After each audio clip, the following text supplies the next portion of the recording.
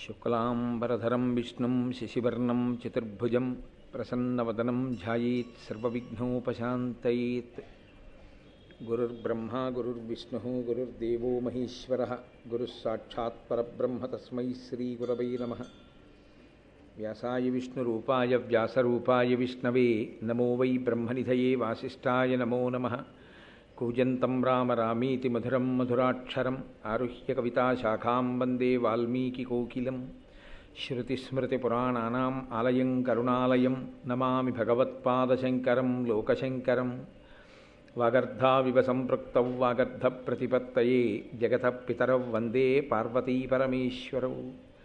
సూక్తిం సమగ్రయతున స్వయమేవ లక్ష్మీః శ్రీరంగరాజమహిషీమధురైకటాక్షైః. వైదగ్ధ్యవర్ణగుణగుంభనగౌరవైర్యాం కండూలకర్ణకుహరాः కవయోధయంతి. హైమోర్ధ్వపుండ్రమజహన్మకుటం సునాసం మందస్మితం మకరకుండలచారుగండం. బింబాధరం బహుళదీర్ఘకృపాకటాక్షం శ్రీవేంకటేశముఖమాత్మనిసన్నిధత్తాం.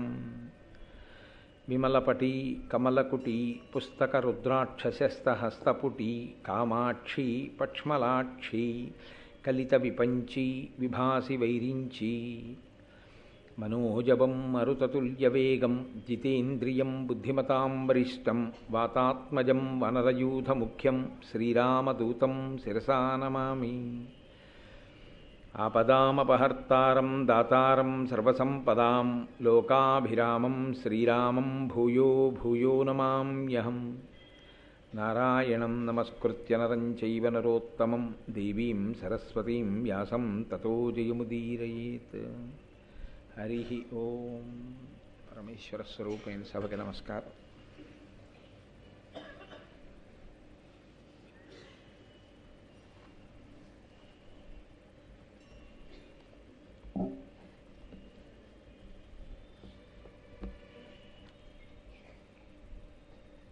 ద్రౌపదీదేవి పాండవులు 5 వలన ఉపపాండవులను పొందింది. అలాగే వంశకర్త అయినటువంటి అభిమన్యుడు సుభద్రార్జునులకు జన్మించాడు. అందరూ చాలా సంతోషంగా ఉన్నారు. ఒక కాలమునందు వేసవి కాలం వచ్చింది. వేసవి కాలము సమస్త ప్రాణులను శోషింపచేస్తుంది. అది ఋతువు యొక్క ధర్మం. ఈశ్వరుడు ఆ రకంగా ఋతురూపంలో ప్రాణులను పెంచుతాడు, ప్రాణులను త్రుంచుతాడు. అందుకని ఆ వేసవి కాలం శోషింపచేసేటటువంటి కాలం కనుక అర్జునుడు కృష్ణ పరమాత్మతో అన్నాడు, ఇక్కడ మనం ఉన్నట్లయితే ఈ వేసవి తాపాన్ని తట్టుకోవడం కష్టం. కాబట్టి ఇంద్రప్రస్థం నుంచి బయలుదేరి మనం యమునా నదీ తీరానికి వెళ్ళినట్లయితే, ఆయనకి ఆ యమునా నది అంటే మహా ఇష్టం. ఆయనకి ఇష్టం కాదు, అసలు దాని చమత్కారం వేరు, దాని రహస్యం వేరు. ఆయన ఎప్పుడూ యమున దగ్గర ఉంటాడు. ఆయన రాసలీల చేస్తే యమున దగ్గర చేస్తాడు. ఆయన పుడితే యమున దాటుతాడు. ఆయన యమున దాటి మధుర వస్తే కంసుడు ఉండడు. ఆయన యమున దాటి నందవ్రజానికి ఎడితే కంసుడు బ్రతికేస్తాడు. అదంతా నిజానికి ఉపనిషత్ రహస్యం. యమున సూర్యుని యొక్క కూతురు కాబట్టి ఆమె కాలస్వరూపిణి. కాలమును దాటాలి అంటే ఈశ్వరుడు ఆయన పాదములను పట్టుకున్నవాడు తప్ప ఎవ్వడూ కాలమును దాటలేడు. కాలమునందు పుట్టి కాలమునందు పడి మళ్ళీ కాలమునందు పుడుతూ ఉంటాడు. అలా కాకుండా ఉండాలి అంటే ఈశ్వరుణ్ణి గట్టిగా పట్టుకున్నవాడు ఎవడో వాడు ఈశ్వరుని యందు కలిసిపోతాడు, కాలమును దాటుతాడు. కాబట్టి ఆయన అన్నాడు, మనం యమునా తీరమునకు వెళ్ళి ఆ యమునా తీరంలో ఉండేటటువంటి చల్లటి గాలులను పీలుస్తూ ఉత్తుంగ తరంగములతో ప్రవహిస్తూ ఉంటుంది. కాబట్టి ఆ నీటి తుంపరల మించి వచ్చేటటువంటి చల్లని గాలిని ఆస్వాదిస్తూ, నాకు నీవు బంధువు, సఖుడు, తల్లి, తండ్రి, దైవం అన్నీ అర్జునుడికి. ఆయనకి అంత ప్రీతి కృష్ణుడంటే అర్జునుడికి అంత ప్రీతి. కాబట్టి మనిద్దరం చక్కగా ఏవో కబుర్లు చెప్పుకుంటూ గడిపితే నాకెంతో సంతోషంగా ఉంటుంది అన్నాడు. కృష్ణ పరమాత్మ కూడా యమునా నది పేరెత్తితే ప్రీతి చెందుతాడని అర్జునుడి యొక్క ఊహ.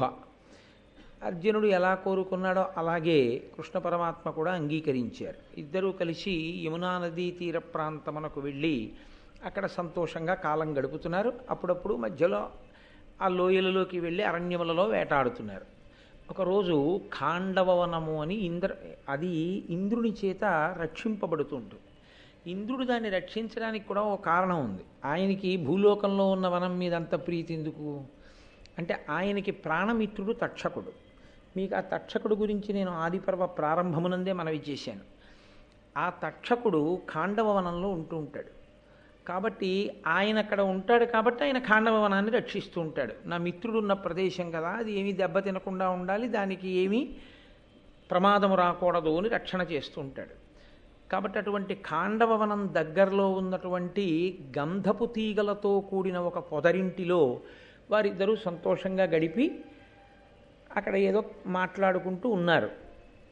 ఆ సమయంలో అక్కడికి గోరోజనం రంగులో ఉండేటటువంటి గడ్డాలు, గోరోజనం రంగు మీసాలతోటి, బడలిపోయాడు అనడానికి గుర్తయినటువంటి ఫలభాగంతో, అదో ఒక గమ్మత్తు. మనిషి చాలా డస్సిపోతే తెలిసేది ఎక్కడ అంటే నుదుటి భాగము చేత తెలుస్తుంది అంటారు.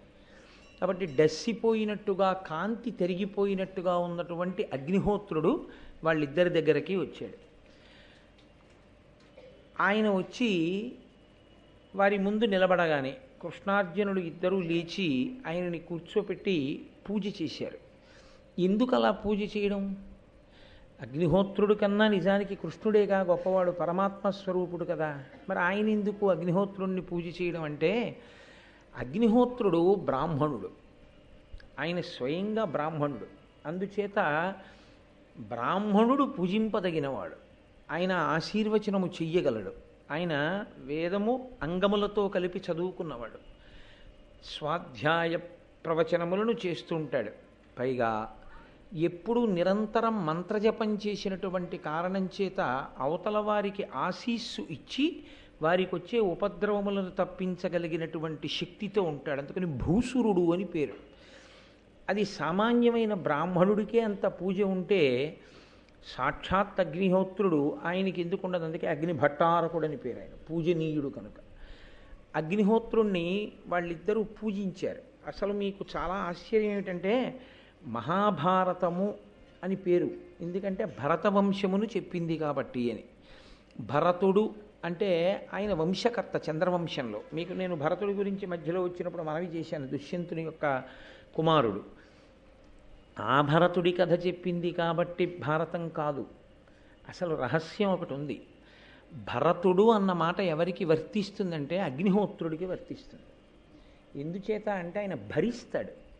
భరించుట అంటే మీరు తీసుకెళ్ళి ఇచ్చిన దాన్ని ఆయన చాలా జాగ్రత్తగా పట్టుకెళ్ళి ఇంకోళ్ళకి ఇస్తూ ఉంటాడు. ఆయన అలా ఇవ్వడం వల్ల ఏమవుతుందంటే ఈ లోకము నిలబడుతుంది. ఈ లోకము నిలబడడం కాదు, మీరు మీ విహిత కర్తవ్యాన్ని నిర్వహించగలిగిన వాళ్ళై ఉంటారు. ఆయన అలా చెయ్యలేదనుకోండి, అసలు యథార్థానికి లోకాలన్నీ లయమైపోతాయి. అందుకే ఆయనకి హవ్యవాహనుడు అని ఒక పేరు. హవ్యవాహనుడు అంటే హవ్యమును తీసుకెడతాడు ఆయన. ఆయనకి స్వాహ స్వధ అని ఇద్దరు భార్యలు అని చెప్తాం. అది బాహ్యమునందు భార్యా శబ్దం చేత పిలుస్తాం కానీ అది నిజంగా భార్య అని కాదు. భార్య అన్న మాట వైదిక సంప్రదాయంలో ఎక్కడన్నా వాడితే అది ఆయన యొక్క శక్తి అని గుర్తు. లక్ష్మీదేవి శ్రీమన్నారాయణుని భార్య అన్నాను అనుకోండి, లక్ష్మి ఆయన శక్తి అని. పార్వతీదేవి పరమశివుని భార్య అంటే పరమశివుని యొక్క శక్తి ఆమె అని. కాబట్టి ఇప్పుడు అగ్నిహోత్రుడు భరిస్తాడు. దేన్ని భరిస్తాడు అంటే మనం పట్టుకెళ్ళి హవిస్సు ఇచ్చామనుకోండి, హవిస్సు వేరు, కవ్యము వేరు. ఎందుకంటే హవ్యము కవ్యము అని రెండు మాటలు ఉంటాయి వైదిక సంప్రదాయంలో. హవ్యం ఎవరికి ఇస్తారంటే దేవతలకు ఇస్తారు, కవ్యం ఎవరికి ఇస్తారు అంటే పితృదేవతలకు ఇస్తారు. పితృదేవతల్ని జ్ఞాపకం పెట్టుకుని వాళ్ళకి తద్దినం పెట్టకపోతే ఏమవుతుంది అంటే, వాళ్ళు ఎవరు తద్దినం పెట్టవలసిన వాడో వాడు పెట్టకపోతే వాడిని ఏం చేయరు. వాళ్ళు వాడిని ఇబ్బంది పెట్టరు. కానీ వాళ్ళు తమ ప్రభావం ఎవరి మీద చూపిస్తారంటే తద్దినం పెట్టని వాడి బిడ్డల మీద చూపిస్తారు. కొడుకు పెట్టట్లేదనుకోండి, ఆ కొడుకు బిడ్డల మీద దాని ప్రభావం ఉంటుంది. ఎందుకనంటే దేవతలకి కూడా ఒక లక్షణం ఉంది. పుత్ర సంతానాన్ని ఇవ్వాలి అని అనుకున్నప్పుడు తిన్నగా పుత్ర సంతానాన్ని ఇవ్వరు, పితృదేవతలను అడుగుతారు. ఇమ్మంటావా, వీడికి కొడుకునివ్వచ్చా అని అడుగుతారు. పితృదేవతలకి వీడు అన్నం పెడితే, వీడు జలప్రదానం చేస్తే వాళ్ళ అనుగ్రహం ఉంటే తప్ప పుత్ర సంతానం కలిగి కర్మ సంతానం రాదు అన్నారు. కర్మ సంతానము అంటే పెద్ద కొడుకు, కడుపున పుట్టిన పెద్దవాడు కర్మ సంతానం, చివరివాడు ఐశ్వర్య సంతానం.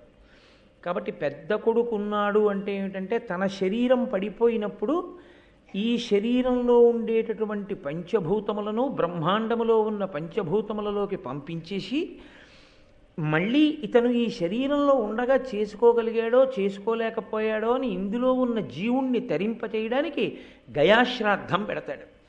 ఎవడు గయాశ్రాద్ధం పెట్టాడో వాడినే కొడుకుని పిలుస్తుంది శాస్త్రం.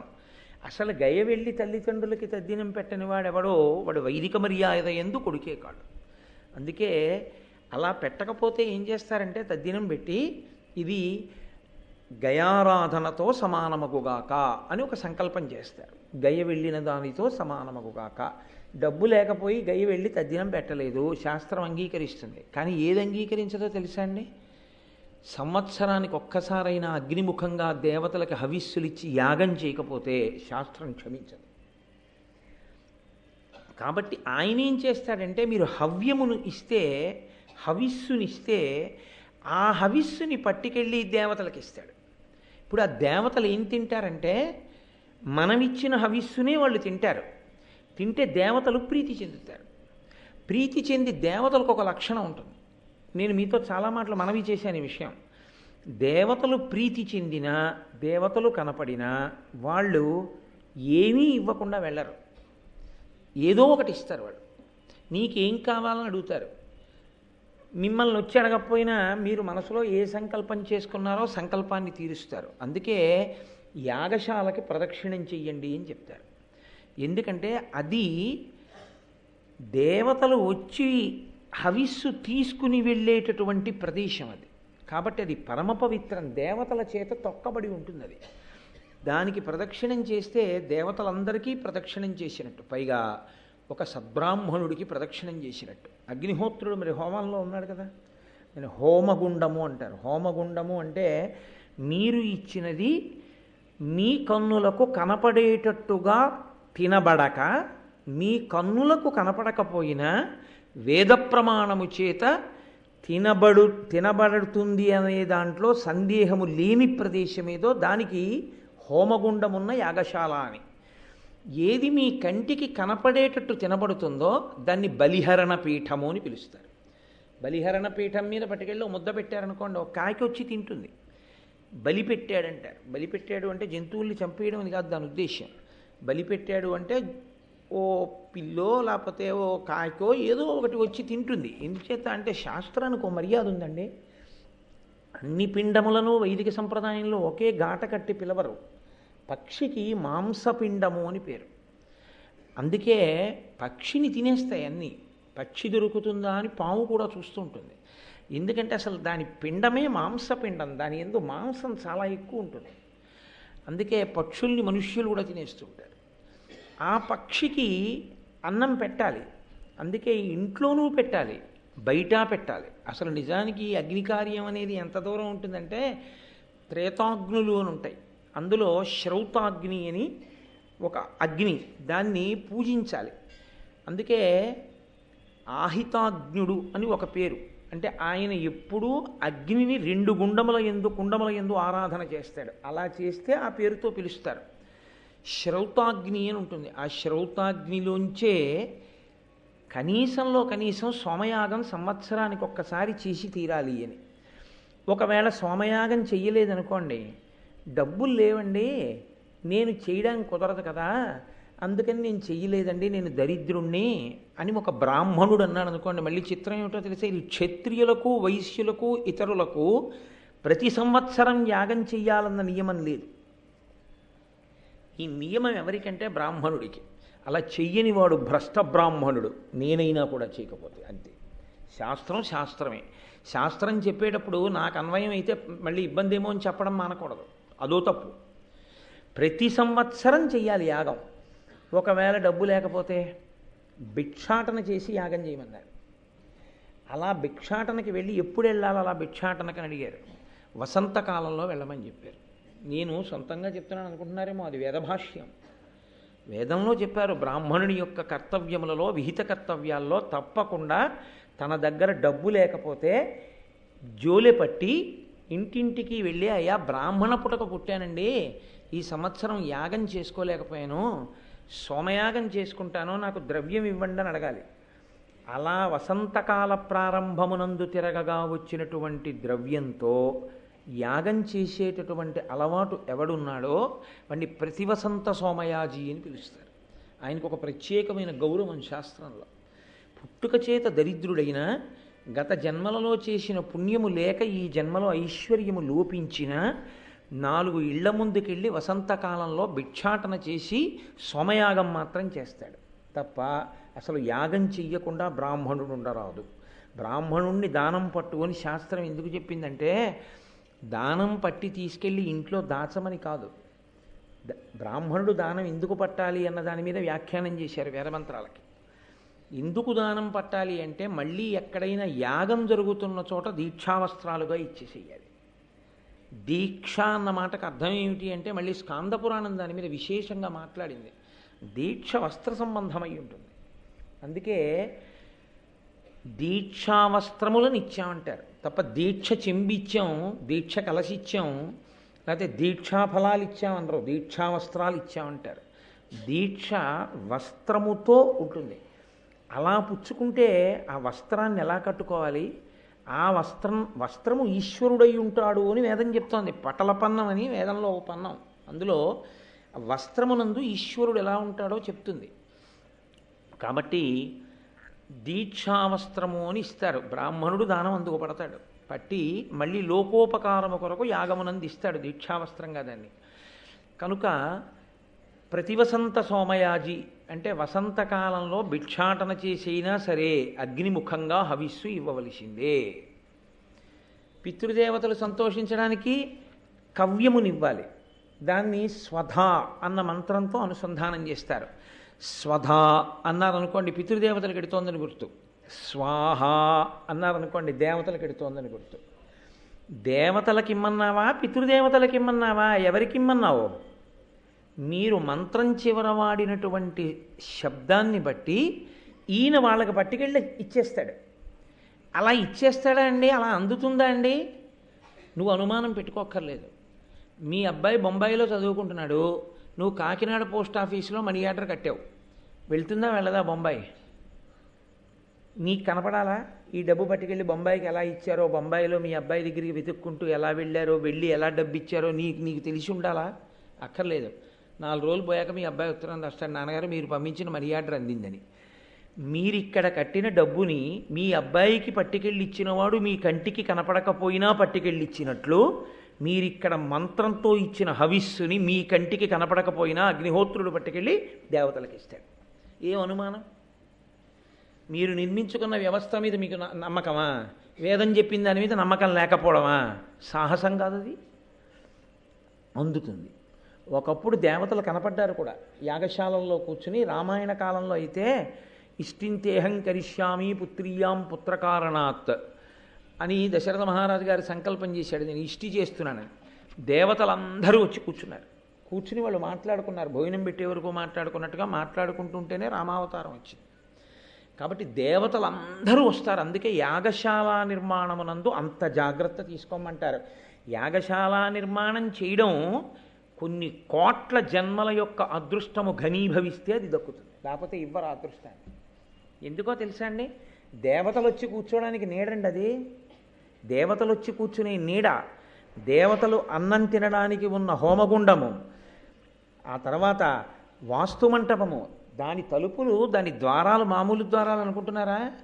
దానికి ఉన్న 4 ద్వారాలు 4 వేదములు, 4 వేదములు ద్వారములుగా ఉంటుంది. కాబట్టి కాకపోతే ఇవాళ వారు ఆ కార్యం అంతా చేశారు, వారిని అడగండి, నేను చెప్పింది ఏమైనా అబద్ధం ఉందేమో. 4 వేదములు 4 ద్వారములు అయి ఉంటాయి దానికి.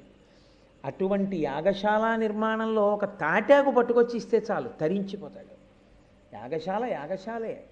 పూర్వం యాగశాల నిర్మాణం అంటే ఏమిటో, యాగశాల నిర్మాణంలో చక్రవర్తులు కూడా ఎంత జాగ్రత్త పడేవారో మీరు రామాయణాది కావ్యములను చదివితే తెలుస్తుంది. కాబట్టి ఇప్పుడు పితృదేవతలు సంతోషించాలి, దేవతలు సంతోషించాలి. మీరు హవిస్సిస్తే దేవతలు సంతోషించి వర్షం కురిపిస్తారు. మీరు కవ్యం ఇస్తే స్వధా అన్న శబ్దంతో పితృదేవతలు సంతోషించి సంతానాన్ని చక్కగా ఉండేటట్టుగా చూస్తారు. ఇప్పుడు ఈ రెండు మీకోసమని భరించి హవ్యం పట్టుకెళ్ళేవాడెవరు, కవ్యం పట్టుకెళ్ళేవాడెవరు? అగ్నిహోత్రుడే. కాబట్టి అగ్నిహోత్రుడే భరతుడు. భారతం అంతా అగ్ని గురించే మాట్లాడుతుంది. భారతం అంతా దేని గురించో తెలుసా అండి? అగ్ని ఆరాధన గురించే మాట్లాడుతుంది. ఆశ్చర్యం ఏమిటంటే ఈశ్వర సంకల్పం అంటే అలా ఉంటుంది. నేను యథార్థానికి ఉపన్యాసాలు 7వ తారీఖు పూర్తి చేయాలి. పరమేశ్వరుడు అన్నాడు, యాగశాలలో అగ్ని ఏ రోజు ప్రజ్వరిల్లిందో ఆ రోజు నువ్వు అగ్నిహోత్రం గురించి చెప్పి పూర్తి చెయ్యి అని ఇవాళ పూర్తి చేయించాడు. కాబట్టి ఆ అగ్ని అనేటటువంటిది అంత ఉత్కృష్టమైనటువంటి స్వరూపం. మీరు హవిస్సు ఇవ్వడం మానేశారనుకోండి, దేవతలకు ఆకలిస్తుంది. అన్నిటికన్నా అస్థిమితం కలిగేది దేని చేతనో తెలుసా అండి? ఆకలి చేతనే. కోపం చాలా తొందరగా దేనివల్ల వస్తుందో తెలుసా? ఆకలి వల్ల వస్తుంది. నిద్రలేమి చేత రాదు. ఎందుకంటే నిద్ర లేనివాడు కూడా అసలు పరాకుగా ఉంటాడు. వాడేదో మాట్లాడేలా కాసేపు ముందు పడుకోవాలని పడుకుంటాడు. ఆకలితో ఉన్నవాడికి తొందరగా కోపం వస్తుంది. హవిస్సు ఇవ్వకపోతే, యాగం చేయకపోతే అగ్నిముఖంగా దేవతలకి అన్నం పెట్టడం మానేసి దేవతలు ఇచ్చినవన్నీ మనం తినేస్తుంటే వాళ్ళకి కోపం వచ్చి వీడు ఒక్కనాడు ఒక యాగం చేయడు, ఏమీ హవిస్సు ఇవ్వడు, ఈ పాటి దానికి వీడికి మనం సంతోష పెట్టడం ఎందుకు, వీడికి మనం ఇవ్వడం ఏమిటి అంటారు. ఏమవుతుందంటే ఐశ్వర్యమునకు కారకములు ఏవో అవి ఆగిపోతాయి. ఐశ్వర్యమునకు కారకము ఏదని శాస్త్రం చెప్తుందో తెలుసా అండి? వేదం ఐశ్వర్యమునకు కారణమంతా వర్షమే అంట. శ్రియమిచ్చేత్ హుతాశన. అగ్ని సంతోషిస్తే, అగ్నిముఖంగా మీరు హవిస్సిస్తే దేవతలు వర్షం కురిపిస్తారు. వర్షం కురిపిస్తే పాడి పంట అన్నీ సమృద్ధిగా ఉంటాయి. కాబట్టి ఈయన అటు దేవతలకు అన్నం పెట్టి వాళ్ళని భరిస్తాడు, మనకు కావలసిన సుఖాలు ఇప్పించి మనని భరిస్తాడు. మనమిచ్చిన హవ్యాన్ని భరించి దేవతలకు ఇస్తాడు, మనమిచ్చిన కవ్యాన్ని భరించి పితృదేవతలకు ఇస్తాడు. ఇందులో ఎవడెవడు తన పితృదేవతల పేరు చెప్పి ఇవ్వనివ్వండి, ఎక్కడున్నాడో వెతుక్కుని పట్టుకెళ్ళి వాళ్ళకి ఇచ్చేస్తాడు ఆయన. కాబట్టి అసలు ఇలా ఎందుకు చేయాలండి? ఆయన కర్మ ఎందుకండి ఇలా వచ్చింది? ఆయన అంతటి మహానుభావుడు ఎందుకు ఈ పని చేయడం? అసలు ఆయన పట్టుకెళ్ళడం ఏమిటి? హవ్యం కవ్యం ఎందుకు అలా పట్టుకెళ్ళడం? ఆయన ఊళ్ళే కాల్చేయగలడే, అడవిలే కాల్చేయగలడే, అలాంటి వాడు ఎందుకు అలా చేస్తుంటాడు ఆ పనులను అడిగారు.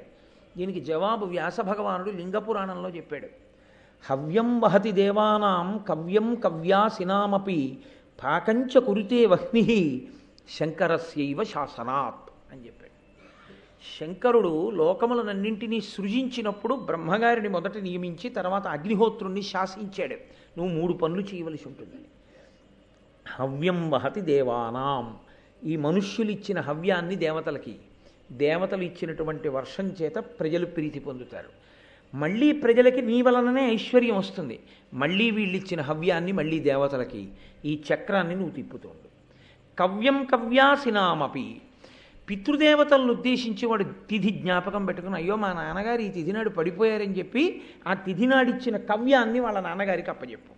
వాడు పితృదేవతల యొక్క అనుగ్రహంతో మంచి సంతానంతో హాయిగా ఉంటాడు. కాబట్టి కవ్యం కవ్యాసినామపి 3 పాకంచ కురుతే వహ్ని, నువ్వు వంట చేసి పెడుతూ ఉండు ప్రతి వాళ్ళ ఇంట్లో. వంట బ్రాహ్మణుడు అన్న మాట ఎందుకు వచ్చిందో తెలుసా అండి? లోకంలో మిగిలిన వాళ్ళని ఎవరిని అలా పిలవరు. వంట ఆయన వచ్చాడా అని అడగరు, వంట బ్రాహ్మణుడు వచ్చారా అండి అంటారు. వంట బ్రాహ్మణుడు అని ఎందుకంటారంటే లోకంలో మొట్టమొదటి వంట బ్రాహ్మణుడు అగ్నిహోత్రుడు. ఆయన వస్తే మాత్రం ఏం చేస్తాడు? ఆయనకైనా ఏం ఉండాలి వండడానికి? అగ్నిహోత్రం ఉండాలిగా. అగ్నిహోత్రం ఉంటేనేగా పచనం చేయడం. మొట్టమొదట అసలు ఇంట్లో కాదు ఎక్కడైనా పచనం చేసి పెట్టేవాడు ఎవరంటే అగ్నిహోత్రుడే. నేను ఆయనే మొదటి వంటవాడు. ఇంటింటి వంటవాడు ఎవరంటే అగ్నిహోత్రుడు. ఏమైన కర్మ? పాకంచ కురుతే వహ్ని శంకరస్యైవ శాసనాత్, శంకరుని యొక్క శాసనం మేరకి 3 చేస్తుంటాడు ఆయన. అటువంటి అగ్నిహోత్రుణ్ణి అందరూ ఆరాధించాలి అని చెప్పింది శాస్త్రం. చాలామంది ఏమనుకుంటారంటే అగ్నిని ఆరాధించడము అంటే అది ఒక్క బ్రాహ్మణులు మాత్రమే చేసే పని అనుకుంటారు. అయితే ఇక్కడ శాస్త్రాన్ని అర్థం చేసుకోవడంలో ఒక విషయాన్ని జాగ్రత్తగా తెలుసుకోవాలి. బ్రాహ్మణులే అగ్నిహోత్రాన్ని దగ్గర ఉండి రక్ష చేసి హవిస్సులిచ్చి యజమానికి కావలసిన శ్రేయస్సుని చేస్తారు. ఎప్పుడు మీకు ఒక కామ్యం ఉందనుకోండి, ఏదో దశరథ మహారాజు గారికి కొడుకు పుట్టాలి, పుత్రకామేష్టి, అప్పుడు ఎవరు కూర్చోవాలి యాగశాలలో అని అడిగారు. మనందరి కోసం కూర్చోవలసి వస్తే ఒక్క బ్రాహ్మణుడు మాత్రమే వెళ్ళి చెయ్యాలి. ఎందుకంటే ఆయన వేదం చదువుకున్నాడు కాబట్టి, ఆయన ప్రతిరోజు ఆ శౌచం పాటిస్తాడు కాబట్టి, ప్రతిరోజు సంధ్యావందనం చేసి యదహ్నాత్ కురుతే పాపం తదహ్నాత్ ప్రతిముచ్యతే, యద్రాత్రియాత్ కురుతే పాపం తద్రాత్రియాత్ ప్రతిముచ్యతే అని అడుగుతాడు కాబట్టి. కాదు అంటే దాని ఉద్దేశం పాపం చేయమని కాదు, చేసి సంధ్యావందనం చేయమని కాదు, అసలు పాపం చేసే బుద్ధి పోయేటట్టుగా చేయమని అడగాలి తప్ప సంధ్యావందనం చేస్తాను కాబట్టి పగల పాపం పగలపోతుంది, రాత్రి పాపం రాత్రి పోతుంది, గొడవ ఏముందని పాపాలు చేయమని కాదు దాని ఉద్దేశ్యం. కాబట్టి అటువంటి బ్రాహ్మణుడు మిగిలినటువంటి వారందరికీ కూడా శ్రేయస్సు కల్పించాలి అంది. ఏం ఆయన ఎందుకు కల్పించాలని అడిగారు.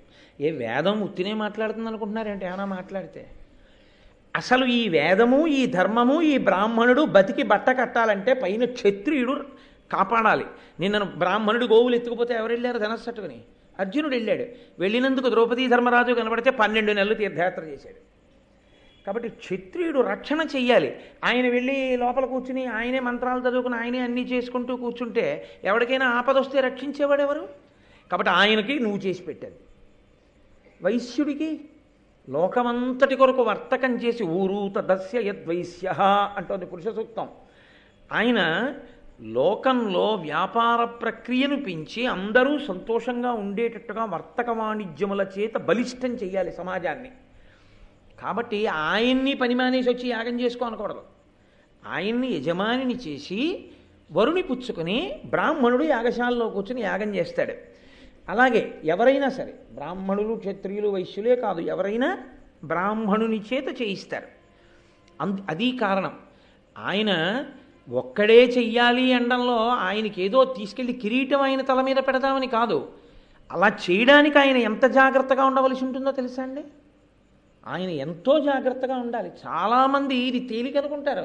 ఒక దేవాలయంలో అర్చకత్వం చేసిన వాడికి తెలుస్తుంది. ఆయనకి ఏముందండి గుళ్ళో ఉంటాడనుకుంటారు. గర్భాలయంలో గాలి ఏమాడుతుందండి? వేసవి కాలంలో ఒళ్ళు తడిసిపోతుంటుంది చెమటతోటి. ఎంతోమంది అర్చకుల జీవితాలు పణం పెట్టేశారు.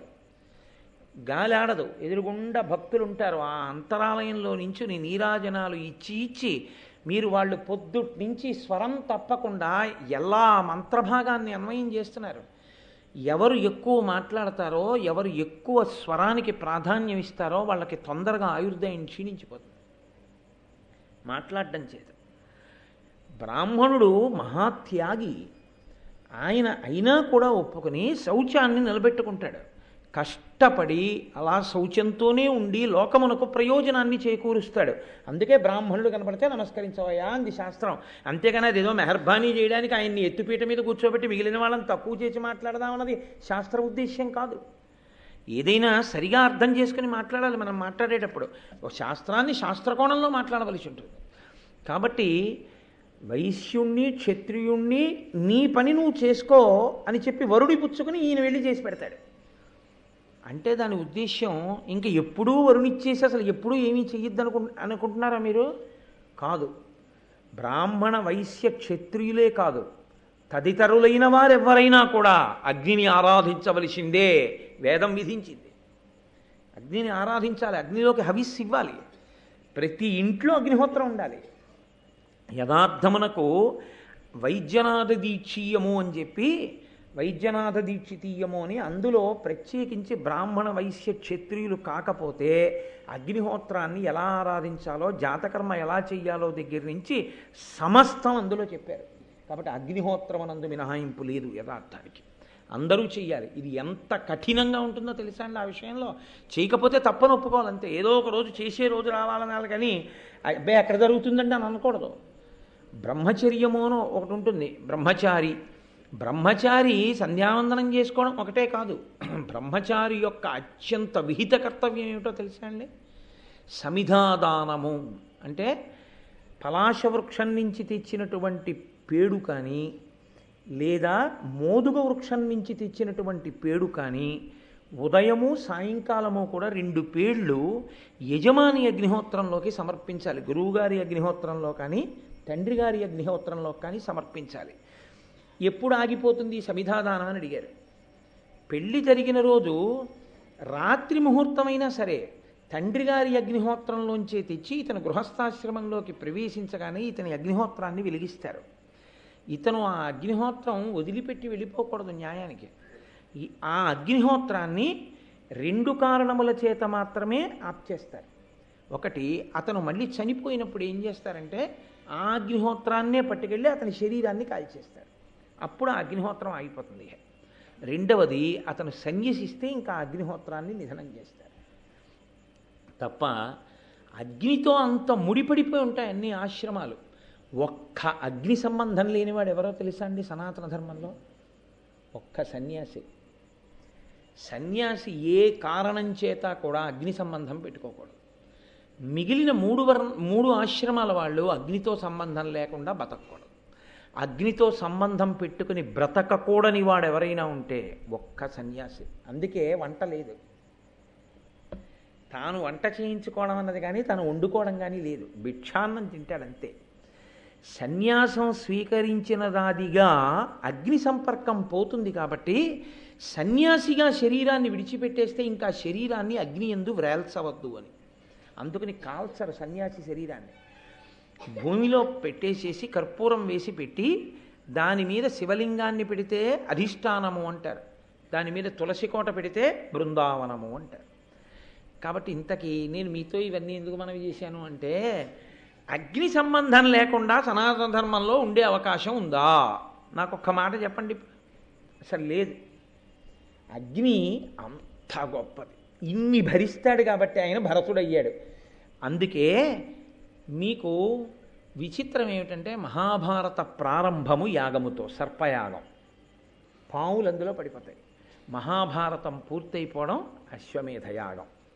2 యాగములు. 2 యాగములలో అగ్నిహోత్రుడే ప్రధాన పాత్ర. యాగము అంటే అగ్ని. ఆ అగ్ని లౌకికాగ్ని పనికిరాదు. అక్కడికి పట్టుకెళ్ళి అగ్గిపుల్ల గీయకూడదు. కాబట్టి ఆరణి మంధనము అని ఇవాళ మధ్యాహ్నం చేశారు కదా, దాన్ని మదించి తీయాలి ఆ అగ్నిహోత్రాన్ని. కాబట్టి అగ్ని గురించి మాట్లాడింది ఈ మధ్యలో ఎన్ని చోట్ల మాట్లాడిందో అగ్నిహోత్రుడు గురించి. సరే, మీరు ఆదిపర్వంలో ఎన్ని చోట్ల విన్నారు? ఆయన ఎందుకు సర్వభక్షకుడయ్యాడన్న విషయం కూడా మీరు విన్నారు. బ్రహ్మగారు ఆయనకి ఇచ్చిన వరం మీరు విన్నారు. కాబట్టి అసలు మహాభారతము భరతుడు అన్న పేరుతో ఎవరి గురించి మాట్లాడింది అంటే అగ్ని గురించి మాట్లాడింది. అగ్ని గురించి మీరు విశేషంగా తెలుసుకోవాలి అంటే మహాభారతం చదివితే అర్థమవుతుంది. కాబట్టి మహాభారతాన్ని పరమభక్తితో చదివినటువంటి వాడు సోమయాజి అయిన వాడితో సమానం. అగ్నిహోత్రం గురించి స్తోత్రం చేసిన వాడితో సమానం. పూజించిన వాడితో సమానం. అందుకే మహాభారతం ఎవరు చదువుతారో, మహాభారతం ఎవరు వింటారో అటువంటి వారికి అంత గొప్ప స్థితిని ఇస్తారు. కాదు, మీకు నేను ఒక విషయం ఇంత పూర్వం చెప్పానేమో. పెద్దలైన వారు ఎప్పుడైనా దేవాలయానికి వస్తే ఏమడుగుతారో తెలుసా అండి? ఇక్కడ ఎప్పుడైనా భారతం చదివారా అని అడుగుతారు, చెప్పారా అని అడగరు. చెప్పడం మాట దేవుడు ధర్మ సూక్ష్మ సమన్వయం చెయ్యొద్దు. అందుకని చెప్పడం మాట అలా ఉంచు. చదివారా ఎవరైనా ఇక్కడ భారతం అంటే? భారతం చెప్పక్కర్లేదు. భారతం అలా చదివేస్తే చాలు. రోజు ఎంతమంది వచ్చారు అనవసరం. రోజు భారతం చదివి ఎవడో ఒకడు కూర్చుంటున్నాడు అనుకోండి, ఎవడూ లేకపోతే గుళ్ళో అర్చకుడు ఉంటాడా, గుళ్ళో కూర్చుని భారతం చదువుతారు. 18 పర్వాల భారతము దేవాలయంలో ఎక్కడైనా చదివింపబడితే ఆ దేవాలయం యొక్క మర్యాద, దాని స్థాయి మారుతుంది. తెలుసా అండి? ఎందుకంటే అది పంచమ వేదం. వేదమంతా అగ్ని మీదే ఆధారం. అసలు ఋగ్వేదం అగ్నిమీళే పురోహితం అంటూ అగ్ని శబ్దం చేతే కదా ప్రారంభం. సరే, అలా చెప్తూ పెడితే దానికి అంతే ఉంటుంది. అందుకని అక్కడి వరకు వినండి చాలు. కాబట్టి అగ్ని సంబంధమైనటువంటి విషయము, అగ్ని ఆరాధన చెయ్యకుండా ఉండరు. పైగా మీకు గుర్తు ఏమిటో తెలుసా అండి? అగ్నిహోత్రం కానీ మీ పట్ల ఆనుకూల్యమైతే, అగ్ని ప్రసన్నుడైతే ఉత్తర క్షణంలో మీకేమవుతుంది అంటే ఐశ్వర్యం కలిసి వస్తుంది. ఏదో ఆపదలు కూడా తప్పుతాయి తెలుసా అండి అగ్నిహోత్రం వల్ల. చాలా. అందుకే యాగశాలకు ప్రదక్షిణం చేస్తారండి. అగ్నికి ప్రదక్షిణం కాబట్టే ఆయన చుట్టూ తిరిగితే ఆయన ఐశ్వర్యం ఇస్తాడు. ఐశ్వర్యానికి ప్రధానం ఏమిటి? ఈ శరీరం ఉండడం. ఇది ఉంటే కదా ఐశ్వర్యాన్ని అనుభవించడం. ఇదే లేదు, ఇంకా ఐశ్వర్యం ఏమిటి? ఇంక ఉన్నవి ఎందుకు పనికి వస్తాయి? కాబట్టి దీన్ని అట్టే పెడతాడు ఆయన, ప్రమాదమును తప్పిస్తాడు. అందుకే యాగశాల అంటే అంత గౌరవం. సనాతన ధర్మంలో యాగశాల ఎక్కడైనా వేశారు, ఇక ఆ అవకాశాన్ని వదిలిపుచ్చుకోరు ఎవరు. యాగశాల వేశారంటే తప్పకుండా ఖాళీ చేసుకుని వెళ్ళి దానికి ప్రదక్షిణం చేస్తారు. తాను చేయకపోగా యాగశాలకు కూడా వెళ్ళి ప్రదక్షిణం చేయకపోతే వాడు ఎంత ధూర్తుడైనా అయి ఉండాలి, రెండవది వాడు అదృష్టహీనుడైనా అయి ఉండాలి. అప్పుడే యాగశాలకు ప్రదక్షిణం చేయకుండా అదృష్టాన్ని జారవిడుచుకుంటాడు.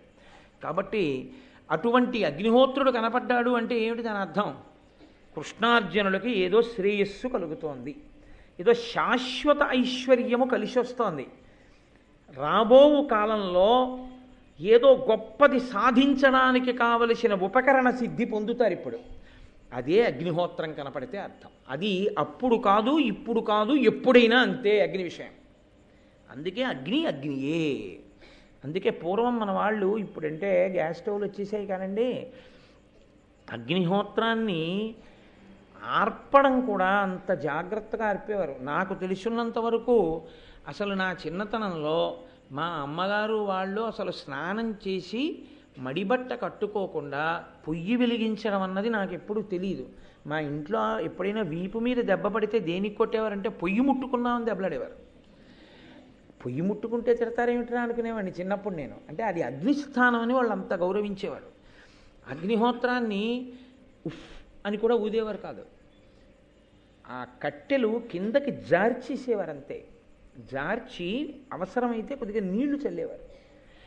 వంటంతా అయిపోయిన తర్వాత పయ్యన్నం తీసి, నాకు ఇప్పటికీ గుర్తు, నెయ్యి అందులో వేసి కొద్దిగా కలిపి దివిషద్వర్గముని ముఖంబునన సంతృప్తిన్ గాంచు నిన్నీషుగా స్థవములు శృతులు సర్వాంతర్యామివని అంటూ మా అమ్మగారు వాళ్ళు ఆ కట్టెల మీద కొద్దిగా అన్నం వేసేవారు. అంటే వండి పెట్టాడు మహానుభావుడు బ్రాహ్మణుడు, ముందు ఆయన భోజనం చెయ్యాలి. మనం పిలిచి భోజనం అతిథికి పెట్టకుండా చెయ్యకూడదు, అభ్యాగతికి.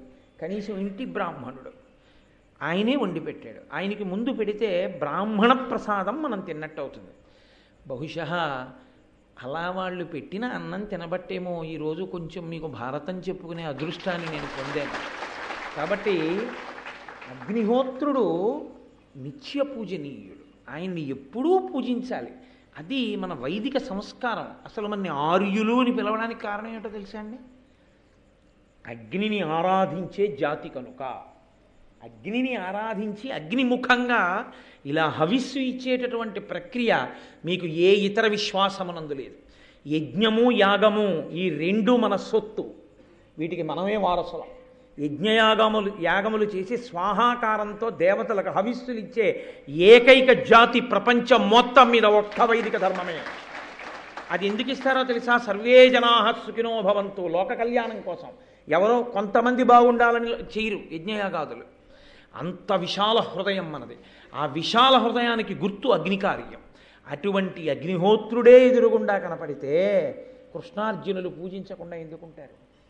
కాబట్టి వాళ్ళు వెంటనే లేచి, మహానుభావుడు, పెద్దవాడు, బ్రాహ్మణుడు, అగ్నిహోత్రుడు కాబట్టి ఆయన్ని కూర్చోపెట్టి ఆయనని సర్వవిధములో పూజించారు. బ్రాహ్మణుడికి ఏమిటి ప్రీతో తెలుసా అండి? బ్రాహ్మణో భోజన ప్రియ, ఆయనకి భోజనం ఇష్టం. ఆయనకి భోజనం ఇష్టము అన్న మాటని మీరు జాగ్రత్తగా అర్థం చేసుకోవాల్సి ఉంటుంది. ఆయనకి భోజనం ఎందుకు ఇష్టమయ్యేటట్టు ఈశ్వరుడు చేశాడో తెలుసా అండి? ఒక్కటే కారణం, ఆయన తినేసి దాంతో కృతజ్ఞుడై వెళ్ళిపోయేవాడు కాడు. ఏమీ పని లేకపోతే ఆయన గుడిగట్టు మీద కూర్చుని ఆమ్నాయం చేసుకుంటాడు. ఎప్పుడు ఆ వేదమంత్రాలను అలా ఉచ్చరిస్తూనే ఉంటాడు. ఎప్పుడు సంతతము అవి చదువుతూ ఉండడం చేత ఆ వేదమంత్రములు ఎక్కడ వినపడతాయో అక్కడ ఈశ్వరుడు ప్రసన్నుడవుతూ ఉంటాడు. ఆయన శరీరం ఎలా నిలబడాలి? అన్నము చేత నిలబడాలి. అందుకే బ్రాహ్మణుడికి భోజనం పెట్టేటప్పుడు ఒక జాగ్రత్త తీసుకుని పెట్టమని చెప్తుంది శాస్త్రం. గోమయంతో అలకకుండా పెట్టకూడదు భోజనం. గోమయంతో శుద్ధి చెయ్యాలి. ఎందుకంటే ఏదో ఓ 20 మంది భోజనం చేస్తున్నారు అనుకోండి, మీరు కట్టిన ప్రదేశం 10 మందికి సరిపోతుంది అనుకోండి. 10 మందికి పెట్టేసి మీరు తడిబట్టతో అలికితే ఎంగిలి ఉంటుంది అక్కడ.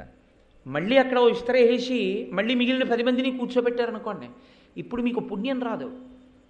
మీకింత క్రతువు చేస్తున్న బ్రాహ్మణుడికి మీరు పెట్టిన అన్నాన్ని వేదమంత్రంగా మార్చి మీ శ్రేయస్సు చూసే బ్రాహ్మణుడికి ఎంగిలి అన్నం పెట్టిన పాపం మీ ఖాతాలో వేస్తాడు. అందుకే అన్నిటికన్నా గొప్ప విషయం ఏమిటంటే భోజనం పెట్టడం కాదు, భోజనం పెట్టడంలో మీరు ఎంత శ్రద్ధగా పెడతారో చూసుకోవాలి. గోమయం తెచ్చి జాగ్రత్తగా అలికి పెట్టాలి. నేను అందుకే ఇవాళ పొద్దున్న వెళ్ళిపోతూ కార్యకర్తల్ని పిలిచి చెప్పి వెళ్ళాను, మీరు గోమయం తీసుకొచ్చి నీళ్లల్లో కలిపి వాళ్ళు భోజనానికి వచ్చినప్పుడు మీరు జాగ్రత్తగా భూశుద్ధి చేసి వాళ్ళకి భోజనం పెట్టండి. 10 మంది తర్వాత మళ్ళీ 10 మంది తింటే మళ్ళీ గోమయంతో అలికి పెట్టండి, తప్ప అలక్కుండా భోజనం పెట్టకండి వాళ్ళకని చెప్పాను. మీరు ఎంత మర్యాద బ్రాహ్మణుడికి ఇస్తారో అదే పూజ. దాని చేతనే దేవతలు ప్రసన్నులవుతారు. కాబట్టి ఇప్పుడు కృష్ణార్జునులు ప్రీతితో పూజ చేశారు ఆయన్ని. పూజ చేస్తే ఆయన అన్నాడు, ఏ నమిత భోజనుండ అహీనాగ్నిబలండ నాకు ఇష్టాన్నము సమానముగా పెట్టుదోపుదు రేని సంతృప్తుడనగుదును ఏనట్లయినన్. నేను అమిత భోజనుండ, భోజనం విషయంలో సమస్త జీవకోటికి తృప్తి ఉంటుంది. అది ఒక స్థాయి దాటిన తర్వాత తినమన్నారనుకోండి, తినలేరు, ఇంకొద్దండి అంతకన్నా అంటారు. ఒక్క అగ్నిహోత్రుడు మాత్రం అమిత భోజనుడు, ఎంత తిన్నా తింటాడు ఆయన. కాబట్టి నేను అమిత భోజనుండ, ఎంతైనా తింటాను. అలా తినేవాడు మీకు దొరకద్దు మీ స్థాయికి. కాబట్టి నాలాంటి వాడికి పెడితేనే అదృష్టం. అహీనాగ్ని బలుండ, నా బలం తగ్గిపోవడం అన్నది ఉండదు. ఎంత లోకంలో ఎక్కువ తినేస్తే బలం తగ్గిపోతుంది. ఎందుకో తెలుసా అండి, ఇబ్బంది వస్తుంది. అలా తినకూడదు. ఆయన ఒక్కడే ఇలా ఉంటాడు, ఎంత తిన్నా బలంగా ఉంటాడు, ఆయన బలం క్షీణించదు. కాబట్టి అహీనాగ్ని బలుండ నాకు ఇష్టాన్నము సమ్మానముగా పెట్టుడోపుదురేని. నాకు భోజనం పెట్టడం అంటే ఎలా పెట్టాలో తెలుసా? ఏదో పనికి మాలిన వాడికి భోజనం పెట్టినట్టు పెట్టకూడదు. అది మహాభారతం అంటే. మహాభారతాన్ని చదివిన వాడికి ఎవరి పట్ల ఎలా ప్రవర్తించాలో తెలిసి ఉండాలి. నాకు పెట్టినప్పుడు సమ్మానముగా గౌరవించి పెడితే పెట్టు డోపుదురేని సుతృప్తుండనగుదును, నేను చాలా తృప్తిని పొందుతాను. తృప్తి పొందితే ఏం చేస్తాను? ఊరికే పోతుందా? ఆశీర్వచనం చేస్తాను, మీకు అమిత బలాన్ని ఇస్తాను, మీకు ఏదో శక్తిని ఇస్తాను. కాబట్టి పెడతారా నాకు అన్నం అని అడిగాడు. అడిగితే వాళ్ళు అన్నారు, తప్పకుండా. మీరు అడిగిన తర్వాత పైగా పెట్టకపోవడమా? ఏం కావాలి చెప్పండి, పెట్టేస్తానన్నాడు. అంటే ఆయన అన్నాడు, ఆ ఖాండవవనం తినేయాలని ఉంది నాకు. అంటే కాల్చేస్తాడు. ఆ ఖాండవవనం కాల్చేయాలని ఉంది. దానికి అభ్యంతరం ఏమిటి? మమ్మల్ని అడగడం ఎందుకు? మేము పెట్టేది ఏముంది అందులో, తినేసేయండి అన్నాడు. అంటే ఆయన అన్నాడు, అలా తినేలేక కాదు, అగ్ని నేను, నాకు ఆహారమ ఇంద్రు ఖాండవంబు, దీని కాల్ప గడగి ఎగువ బడితి ముందర ఇంద్రు పంచిన మహాదారుణాంబుధర శతంబు చేత. ఇత పూర్వం నేను ఈ ఖాండవవనాన్ని తిందామని అనేక సార్లు ప్రయత్నం చేశాను. కానీ ఆయన బ్రహ్మాండమైనటువంటి 100 మేఘములను పంపించి వర్షింపజేస్తున్నాడు. ఆయన ఎందుకు అగ్నిహోత్రుడు తినకుండా చూడడం? అంటే అక్కడ తక్షకుడు ఉన్నాడు, ఇంద్రుడి మిత్రుడు. మరి అగ్ని కాల్చేస్తే ఆయన సర్వభక్షకుడు, పావుని తినేస్తాడు. అందుకని ఎక్కడ తన మిత్రుడు కాలిపోతాడోనని, ఆయన ఇల్లు కాలిపోతుందోనని అగ్నిహోత్రుడు ఖాండవాన్ని తినకుండా ఆయన చూస్తున్నాడు. ఈయనకి ఈ ఖాండవనమే తినాలన్న పిచ్చెందుకు? లోకంలో అన్ని ఉన్నాయిగా, అవన్నీ తినచ్చుగా. అందుకని ఇంద్రుడు నన్ను తిననివ్వడు ఈ ఖాండవవనాన్ని. ఎందుకు తిననివ్వడు అంటారేమో, తక్షకుడి కారణంగా నన్ను ఆ ఖాండవవనానికి రానివ్వడు. నేను ఖాండవవనమే తినాలని ఎందుకు అనుకుంటున్నానంటారేమో, మీకు ఒక కారణం చెప్తాను. శ్వేతకి వలన నాకు ఈ ఇబ్బంది వచ్చింది. శ్వేతకి ఎవరంటారు? శ్వేతకి అని ఆయన ఒక రాజర్షి. ఆయన అనేక యజ్ఞములు చేసేశాడు. ఇంకా అంతుదరి లేదు ఆ యజ్ఞాలకి. అన్ని యజ్ఞాలు చేశాడు. యజ్ఞం చేస్తే ఏం చేస్తారండి? అలా నేతిలో సమిధ ముంచి నెయ్యి, హవిస్సు, హవిస్సు చెరు అంటారా, హవిస్సు నేతిలో ముంచి సమిధ, సరే పూర్ణాహుతి చేస్తే నేతి ధార పోసేస్తుంటారు. నెయ్యికి 2 లక్షణాలు ఉన్నాయి. ఒకటి మంచి తెలివితేటలు ఇస్తుంది, తేజస్సుని ఇస్తుంది. అదే నెయ్యి ఎక్కువైపోయింది అనుకోండి, పిచ్చిదాహం పుట్టేసి ఆకలి మందగించేసి దానివల్ల తేజస్సు క్షీణించిపోతుంది. ఏదో యజ్ఞం అంటే ఓ యజ్ఞం అంటే తింటాను. అమ్మ బాబోయ్, ఆ శ్వేతకి లోకంలో ఉన్న నెయ్యంతా పట్టుకొచ్చి పోసేశాడు తినమని. నాకున్న వ్యసనం ఏమిటో తెలుసా? ఎంత నెయ్యి పోస్తే అంత నోరెత్తి తాగుతాను. అగ్నిహోత్రం గురించి మీరు చదవాలి నిజంగా. పురాణాల్లో హోమగుండంలో అగ్నిహోత్రం అంటే ఎలా ఉండాలో చెప్తారు. సుహృతంబులయ్య శిఖులున్ కళ్యాణమిక్కాలమున్ అంటాడు బలిచక్రవర్తి. సుహృతంబులయ్య శిఖులున్, అగ్నిహోత్రపు శిఖ పైకి లేచి కుడి పక్కకి తిరుగుతోంది అనుకోండి, గొప్ప జయం కలుగుతోందని గుర్తు. అగ్నిహోత్రపు శిఖ పైకి లేచి ఎడం పక్కకి తిరుగుతోంది అనుకోండి, ప్రమాదం వచ్చేస్తోందని గుర్తు. ఎవరైనా చెయ్యి వేసేటప్పటికీ అగ్నిహోత్రం పైకి లేచిందనుకోండి, మహాత్ముడని గుర్తు. ఎందుకో తెలుసా అండి? నువ్వు వచ్చావు, అగ్నిహోత్రం పైకి లేస్తోంది అన్నాడు. శ్రీ మహావిష్ణువు వామనమూర్తిగా యజ్ఞవాటంలోకి వస్తూ ఉంటే అగ్ని పైకి లేచింది. వడుగా ఎవ్వరివాడవెవ్వడుగు సంవాస స్థలం వెయ్యది ఎడకున్ నీ వరుదించుటన్ సఫలమయ్యన్ వంశమున్ జన్మమున్ కడు ధన్యాత్ముడనైతి ఈ మఖము యోగ్యం వయ్యే సుహృతంబులయ్య శిఖులున్ అన్నాడు. నువ్వు నడిచొస్తూ ఉంటే అగ్నిహోత్రం లేస్తోందయా యజ్ఞగుండంలోంచి, పైకి లేస్తోంది. అలా పైకి లేచిందంటే నువ్వు సామాన్యుడివి కావు, మహాత్ముడవు, గొప్ప ఉపాసన బలం ఉన్నవాడివి. ఔపాసన అన్నది అగ్నికి సంబంధించింది. అది ఆడదానికి మగాడికి కూడా చెందుతుంది. మీతో చెప్పాగా ఊక వేస్తూ ఉండాలి ఆడదని. కాబట్టి సుహృతంబులయ్య శిఖులున్ కళ్యాణమిక్కాలమున్, అగ్నిలా పైకి లేచిందంటే శుభం జరుగుతోందని గుర్తన్నాడు. నాకు ఇవాళ ఈ అగ్ని పిచ్చి పట్టుకుంది. ఆ యజ్ఞం, ఆ అగ్ని పట్టుకున్నాను కదండి, ఏదో అరగంటలో అయిపోతుంది ఇవాళ ఉపన్యాసం అనుకున్నాను. ఇది అయ్యేటట్టు లేదు. ఈ అగ్ని అని వస్తే చాలు ఎటో వెళ్ళిపోతుంది ప్రసంగం. కాబట్టి నేను ఖాండవవనమే ఎందుకు తినాలనుకుంటున్నానంటే, ఆ రాజర్షి ఎన్ని యజ్ఞాలు చేసేసి నాలో ఆజ్యధార పోసేస్తే ఆ నెయ్యంతా తినేసి నాకు అజీర్ణం పట్టుకుంది. పోనీ అక్కడతో ఆపాడు అనుకుంటున్నావా? 100 సంవత్సరముల సత్రయాగం చేస్తాను, మీరు అలాగే ఉందురు దీక్షలో అన్నాడు ఆ వచ్చిన ఋత్విక్కుల్ని. వాళ్ళు లేచి అన్నారు, నీకు బుద్ధి లేదయా, ఇది ఎక్కడ యజ్ఞాల పిచ్చి, ఎన్నాళ్ళయింది మేము మా కుటుంబాలు వదిలేసి. దీక్షితుడికి కొన్ని నియమాలు ఉంటాయి. యజ్ఞదీక్ష తీసుకుంటే ఊరు లోపలికి వెళ్ళకూడదు. యజ్ఞదీక్ష తీసుకున్నారనుకోండి, అదేంటి రామారావుపేటలో మా వాళ్ళు ఉన్నారండి, ఒకసారి వెళ్ళొస్తానని వెళ్ళకూడదు, దీక్షాభంగం అయిపోతుంది. అంటే ఉన్న మాట చెప్పాలి కాబట్టి చెప్తున్నాను. దీక్షావస్త్రం తీసుకుంటే దీక్ష విడిచిపెట్టేసేంత వరకు ఊరు లోపలికి వెళ్ళకూడదు. అందుకే అర్జునుడిని బభ్రువాహనుడు, రావయ్య మా అంతఃపురంలో కంటే కొడుకు, నేను దీక్షలో ఉన్నానయ్యా, నేను రాకూడదని వెళ్ళిపోయాడు ఆయన. దీక్షానియమమే.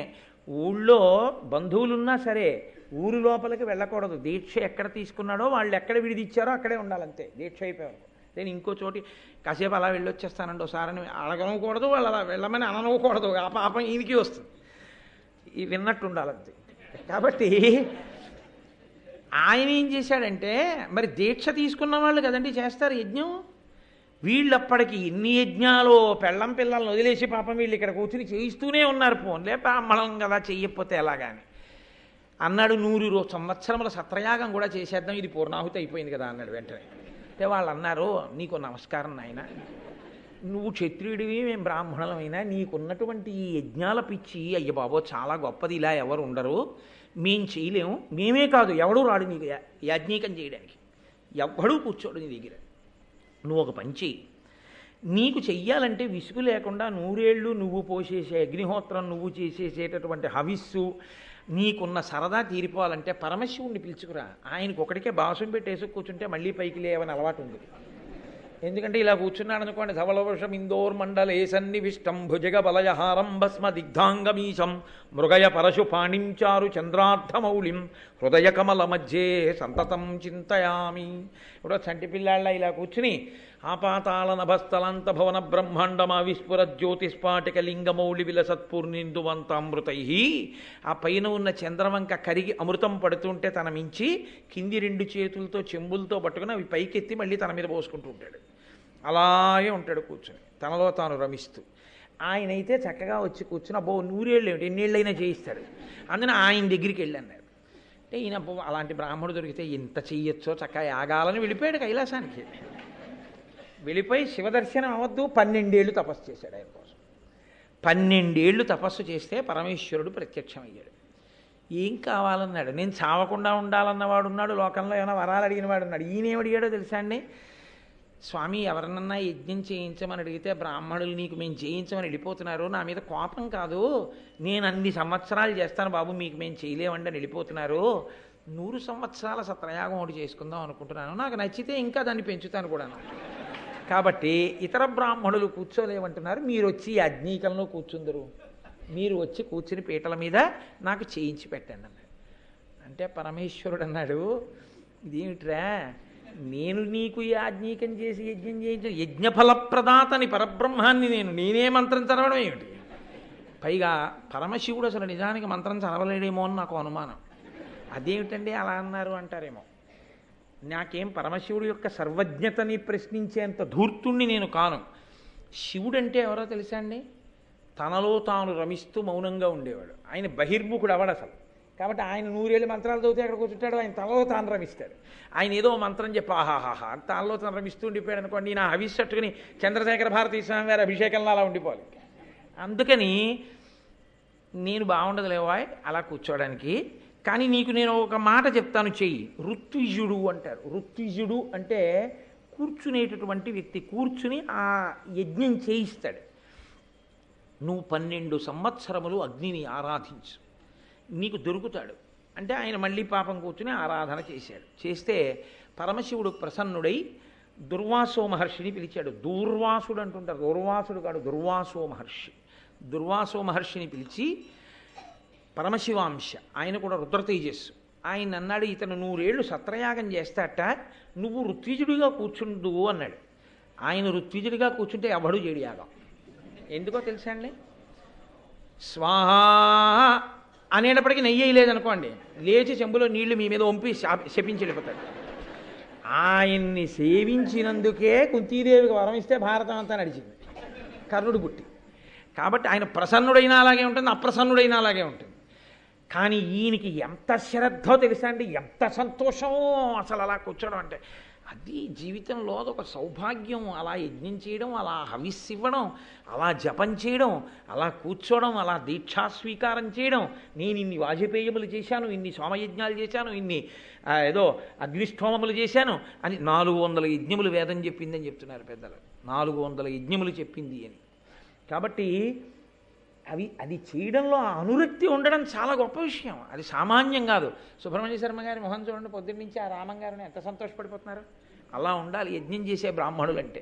అంతేగాని దిగులుగా వీడోడు 3 అంటే 3కి వచ్చేస్తాడు, ఇక్కడే కూర్చుంటాడు నెత్తి మీద ఎక్కి కూర్చుని, ఇది ఎక్కడ ప్రారంభం ఇక్కడ ఒప్పుకున్నాం అని కాదు. ఎంత సంతోషమో, యాగశాలే వాళ్ళు ఇల్లు అన్నంత పొంగిపోతున్నారు వాళ్ళు. అటువంటి బ్రాహ్మణులు దొరకద్దండి, అదో భాగ్య విశేషం. అది అయ్యప్ప స్వామి అనుగ్రహం అంటే. కాబట్టి దుర్వాసో మహర్షి కూర్చుని చేయిస్తానంటే పరమ సంతోషం అని కూర్చుని చేశాడండి. 100 ఏళ్ళు చేశాడు. 100 సంవత్సరములు చేసినప్పుడయా ఆయన మంత్రము అలాగే చదివాడు, ఈయన సంతోషంతో నెయ్యి అలాగే పోశాడు. 100 ఏళ్ళు తాగాను ఆ నెయ్యి. 100 సంవత్సరములు ఎడతెరిపి లేకుండా నెయ్యి తాగేసి, అంతకుముందు యజ్ఞాల్లో తాగేసి, ప్రపంచమంతా పెట్టింది ఒక ఎత్తు, ఒక్క శ్వేతకి నాకు పెట్టిన నెయ్యి ఒక ఎత్తు. ఆ నెయ్యి తిన్నందుకు గాను అజీర్ణం పట్టుకుంది, కాంతి క్షీణించిపోయింది. క్షీణించిపోతే నేను బ్రహ్మగారి దగ్గరికి వెళ్ళాను. ఆయన అసలు లోకానికంతటికీ మొట్టమొదటి కన్సల్టెంట్ ఫిజీషియన్. రాక్షసులకు ఇబ్బంది వచ్చినా ఆయన దగ్గరికి వెడతారు, దేవతలకు ఇబ్బంది వచ్చినా ముందు ఆయన దగ్గరికే వెడతారు, అగ్నిహోత్రుడికి ఇబ్బంది వచ్చినా ఆయన దగ్గరికే వెడతారు. కాబట్టి బ్రహ్మగారి దగ్గరికి వెళ్ళి, అయ్యా శ్వేతకి చేసినటువంటి యజ్ఞంలో ఇంత నెయ్యి తినేశాను, అజీర్ణంగా ఉంది, మళ్ళీ యజ్ఞయాగాదుల్లో మళ్ళీ నెయ్యి పోస్తే పుచ్చుకోలేకపోతున్నానంటే చాలా ఇబ్బందిగా ఉంటుంది, దీనికి ఏదైనా విరుగుడు చెప్దురు అన్నాడు ఆయన. మామూలు మనిషి అయితే ఓ మూలిక నవలరా అనొచ్చు, ఆయన అగ్నిహోత్రుడు, తిన్నదంతా నెయ్యి, అది విరగాలంటే ఆయన అన్నాడు, బోలెడన్ని ఔషధులు ఉన్నాయి ఖాండవ వనంలో, అది తినేయి, ఆ వనం అంతా తినేస్తే నీ అజీర్ణం పోతుంది అని ఆయన అన్నాడు. ఈ వ్యాధి ఒంట తీరదు, దివ్యౌషధయుక్తమైన దివిజవనంబున్ హవ్యాసన భక్షింపు మహావ్యాధి శమంబు దాన నగునీకనినన్. ఈ మహావ్యాధి తగ్గాలంటే అదిగో ఇంద్రుడు రక్షించే ఆ ఖాండవ వనాన్ని తినేసేయి అన్నాడు. ఆయన పాపం 7 మార్లు ప్రయత్నించాడు తిందామని. 7 మాటలో ఆయన 100 మేఘాలు పంపించి వర్షం కురిపించేవాడు. చల్లారిపోయేది అగ్నిహోత్రం. ఇటు కడుపు బాధ తీరదు, ఎదురుగుండా మందుంది, వేసుకోవడానికి లేదు. కాబట్టి ఆయన మళ్ళీ బ్రహ్మగారి దగ్గరికి వెళ్ళాడు. వెళ్ళి, అయ్యా 7 మాటలు ప్రయత్నించానండి, అది తిందామంటే ఇంద్రుడు వర్షం కురిపించేస్తున్నాడు, అందులో ఆయన స్నేహితుడు తక్షకుడు ఉన్నట్ట, ఏం చేయమంటారు మరి, ఎలా ఖాండవన దహించడం అంటే ఆయన అన్నాడు, కంగారు పడకు, నరనారాయణులని గొప్ప మునులు, వాళ్ళిద్దరి అంశ భూమి మీదకు వస్తోంది, వాళ్ళు లోకాన్ని రక్షించడం కోసమే అవతారం తీసుకుంటున్నారు, కృష్ణార్జునులుగా వస్తారు. వాళ్ళిద్దరూ ఒకానొక సమయంలో ఖాండవవనం దగ్గరికి వచ్చి కూర్చుంటారు. అదిగో ఈశ్వరుడి యొక్క ప్రేరణ, అందుకొచ్చారు వాళ్ళిద్దరు ఇక్కడికి. నువ్వు వెళ్ళి వాళ్ళని అడుగు, కృష్ణార్జునులు కాపు కాసి ఉండగా ఇంద్రుడు నిన్ను ఆ వనం తినకుండా చెయ్యలేడు, కాబట్టి వాళ్ళని ప్రార్థన చెయ్యి అంటే ఆయన వెళ్ళి ఆ కృష్ణార్జునుడి దగ్గరికి అందుకొచ్చాడు. వచ్చి, అయ్యా నేను ఆ ఖాండవనం అందుకు తినాలనుకుంటున్నాను, మీరు వెళ్ళి అదేమిటి తినేయడానికి అభ్యంతరం ఏమిటి, తినేసేయండి అంటే తినేయడం సాధ్యం కాదు, ఇంద్రుడు వచ్చి వర్షం కురిపిస్తాడు, ఇంద్రుడి నుంచి నన్ను రక్షిస్తారా, ఆ వర్షం పడకుండా కాపాడుతారా, మీరు అలా కాపాడితే నేను వెళ్ళి తినేస్తాను అంటే అర్జునుడు అన్నాడు, అది పెద్ద విశేషమేం కాదనుకోండి ఇంద్రుణ్ణి ఓడించడం, కానీ మేమేదో వేసవి విడిది అని వచ్చాం ఇక్కడికి తప్పించి ఇది మా పర్మనెంట్ రెసిడెన్స్ కాదుగా, మేము ఇక్కడ శాశ్వతంగా ఉండేవాళ్ళం కాదుగా, ఇక్కడే మా ఆవాసం అయితే మాకు సంబంధించినటువంటి ధనస్సులు, బాణాలు, బాణతూణీరములు, ఖడ్గములు అన్నీ మా దగ్గర ఉంటాయి, ఏదో వేట కోసమని 4 వెదురు ధనస్సులు పట్టుకుని వచ్చాం, మా సంపద ఇక్కడ లేదు, అస్త్ర సంపద ఇంద్రప్రస్థంలో ఉంది, మరి ఎలా ఇప్పుడు ఇంద్రుడితో యుద్ధం అంటే తగినట్టుగా మానాలు వెయ్యాలి, ఈ వెదురు ధనస్సులు నా భుజముల యొక్క వేగాన్ని తట్టుకోలేవు, విరిగిపోతాయి, ఇంకోటి విరచక్కర్లేదు, నా భుజముల వేగాన్ని అవే తట్టుకోలేవు, కాబట్టి అదే కొంచెం బాధపడుతున్నాను, ధనస్సు అవి లేవే అన్నాడు. ఇది శ్రియమిచ్చేత్ హుతాశన, ఏది మీకు లేక అభ్యున్నతిని పొందలేకపోతున్నారో దాన్ని అగ్నిహోత్రుడు ఇచ్చేస్తాడు, అందుకని అగ్ని అంత గొప్పది. కాబట్టి ఇప్పుడు వెంటనే ఆయన అన్నాడు, మీకేం బెంగలేదు, నేను ఇస్తాను, అద్భుతమైనటువంటి ఆయుధాలు ఇస్తాను అని వరుణుణ్ణి ప్రార్థన చేశాడు. ఆయన మిత్రుడే వరుణుడు, మీరు ఆశీర్వచనంలో వినుంటారు, ప్రతీచేదిశే అని ఆ పశ్చిమ దిక్కుకి అధిపతి. వరుణ ప్రసాదాత్ పుత్రపౌత్రాభివర్ధనమశ్నుతే, ఆయన పుత్రపౌత్రులను వృద్ధి చేస్తాడు, వంశం నిలబడుతుంది వరుణుని యొక్క అనుగ్రహం చేత. అటువంటి వరుణుడు స్మరించగానే వచ్చాడు, వచ్చి ఏం కావాలన్నాడు, గాంధీవం ఉంది కదా నీ దగ్గర, అది అర్జునుడికి ఇచ్చేసేయాలి. అమరాహీంద్ర వియచ్చరాదులకజేయంబు అప్రదృశ్యంబు అభేజ్యము వజ్రస్థిరమన్న సాధన బిదాదక్షంబునై సర్వలోకమనోజ్ఞంబై దివ్యమై వెలుగు అగ్గాండీవమంచాపరత్నము నిత్యన్ వరుణుండు పార్థునకు ఉజ్జద్విక్రమోద్భాసికిన్. వెంటనే వరుణుడు ఆ గాంధీవాన్ని అర్జునుడికి ఇచ్చాడు. ఆ గాంధీవాన్ని ఎవరైనా పట్టుకుంటే దేవతలు కాదు, నాగలోకంలో ఉన్నవాళ్ళు కాదు, గంధర్వులు కాదు, ఎవ్వరూ కూడా ఆ ధనస్సు చేతిలో ఉండగా అంత తేలికగా అస్త్రప్రయోగం చేయలేరు. అసలు ఆ గాంధీవానికి స్వయంగా ప్రచ్ఛన్న రూపం ఉంది. అంటే మీకు విరాట పర్వం చెప్పినప్పుడు నేను చెప్పాను, అది పాములా కనపడుతుంది. అసలు గాంధీవంలోకి బాణం పెట్టక్కర్లేదండి. విరాట పర్వంలో చెప్తారు గాంధీవం గురించి. ఆ గాంధీవాన్ని చేత్తో పట్టుకుని టంకారం చేస్తే దాని వింటి నారిని ఆ టంకారధ్వనికి ఓ మోస్తరు గుండె బలహీనత ఉన్న వాళ్ళ యొక్క చెవుల్లోంచి ముక్కుల్లోంచి నెత్తురు కారిపోయి పడిపోతారు ఆ ధ్వనికి. అది ఏదో బ్రహ్మాండమైన మేఘముల యొక్క పిడుగుల ధ్వని ఎలా ఉంటుందో గాంధీవము యొక్క టంకార ధ్వని అలా ఉంటుంది. అందుకే గాంధీవం అంటే అందరూ పట్టుకునేది కాదు అసలు, అది అటువంటి దివ్యమైనటువంటి ధనస్సు, అది పట్టుకోవడమే అంత గొప్ప. అందుకే అర్జునుడికి గాంధీవానికి అభేదం అయిపోయింది ఓ స్థితిలో. ఆఖరికి స్వర్గారోహణ పర్వంలో కూడా దాన్ని నెట్టుకెళ్ళిపోయాడు. అంత ప్రీతి ఆయనకి, గాంధీవం అంటే అంత ఇష్టం. అటువంటి గాంధీవాన్ని నీకు ఇస్తున్నాను, ఇదిగో పుచ్చుకో. ఇదే కాదు, సింహము తోకతో కూడినటువంటి కోతి ఉన్నటువంటి ఒక జెండాని ఇస్తున్నాను. కృష్ణ నీకు సుదర్శన చక్రాన్ని ఇస్తున్నాను, కౌమోదకి అనబడేటటువంటి గదనిస్తున్నాను. ఇప్పుడు ఈ గాంధీవం ఎటువంటిదో తెలుసా? ఘనభుజ ఇది గాంధీవంబనబరిగిన ధనువు దీని అస్త్రావళి పెల్చన తాకి భగ్నమగు ఆత్యనుపమ వజ్రాభిహత శిలావళి ఓలెన్. ఏదో వజ్రం తగిలితే రాళ్ళు ముక్కలైనట్టు ఈ గాంధీవం మీదకి ఎవరైనా బాణప్రయోగం చేస్తే బాణములు ముక్కలైపోతాయి. అంత దివ్యమైన ధనస్సు నీ చేతిలో పెట్టాను. దానితో పాటుగా నీకు ఒక దివ్యమైన రథాన్ని కూడా ఇస్తున్నాను. ఆ రథం మీద కూర్చొని ధనస్సు పట్టుకుని యుద్ధం చేయి. ఇవన్నీ ఎప్పటి వరకు? ఖాండవనాన్ని తను తినేసే వరకు కాదు, శాశ్వతంగా ఇచ్చేస్తున్నాను. అది అగ్నిహోత్రుడు ఇవ్వడం అంటే అలా ఉంటుంది. అందుకే యాగశాల అగ్నిహోత్రము అంటే అంత పవిత్రము అని చెప్పడానికి కారణం అదే. కాబట్టి ఇప్పుడు ఆయన అన్నాడు, నీకు రథం ఇస్తున్నాను. ఈ రథము అప్రతిహతము సమీర జవోపేత హయ సమేతము దీనిన్ భూరిబలుడెక్కి సోముడు ధీరుండై తొల్లి ఎల్ల దిక్కులనుడిచెన్.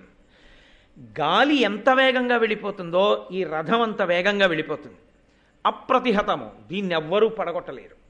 ఇటువంటి రథం ఎక్కే పూర్వకాలంలో సోముడు దిక్కులన్నింటినీ గెలిచాడు. అటువంటి రథాన్ని నీకు ఇస్తున్నాను అర్జున. ఇవి వచ్చాయి కాబట్టే కురుక్షేత్ర సంగ్రామంలో అటువంటి యుద్ధం చెయ్యగలిగాడు అర్జునుడు. ఇది అగ్నిహోత్రుడి కోసం వస్తున్నాయా, అర్జునుడి క్షేమం కోసం వస్తున్నాయా, పాండవుల క్షేమం కోసం వస్తున్నాయా? అగ్నిహోత్రుడు ఖాండవనం తినడం అనేటటువంటిది యథార్థమనకు ఒక మిష. అది బ్రహ్మగారి పిలిచి ఇంద్రుడికి చెప్పచ్చు. తక్షకుండా ఎక్కడికో బొమ్మనాయన తినాలి తప్పదని కాదు. ఆ కృష్ణార్జునులకు ఇటువంటి ఆయుధములు నిప్పించాలి. అందుకని కడుపు నిప్పితో కూడా అన్నాళ్ళు అలాగే ఉంచాడైంది.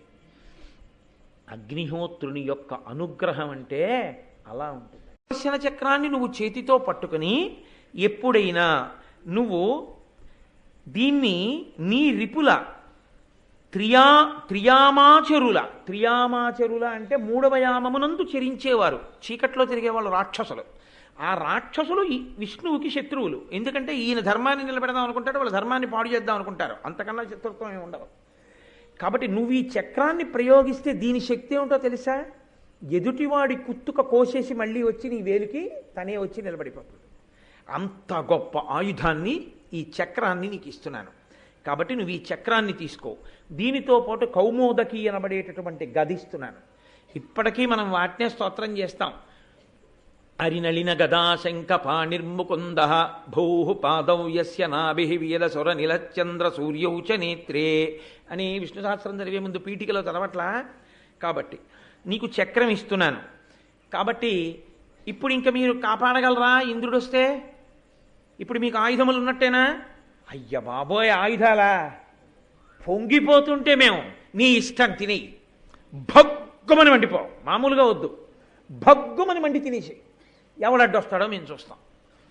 పూర్వం జంకుతూ ఏదో చిన్ని మంటల రూపంలో వెళ్ళేవాడు ఖాండవనంలోకి. ఇప్పుడు కృష్ణార్జునులు ఉన్నారు. పెడిలి సువర్ణ పర్వతము పెక్కు తెరంగుల వ్రయ్యునట్టులప్పుడు వివిధ ప్రకారముల భూరిసి కావళి కాండవంబు నల్లడుగడు పర్వగా పెరిగి కల్పదొడంగె హుతాచనుండు ఏట్పడగ వనంబులోని మృగపక్షి భుజంగమ భూత సంఘముల్.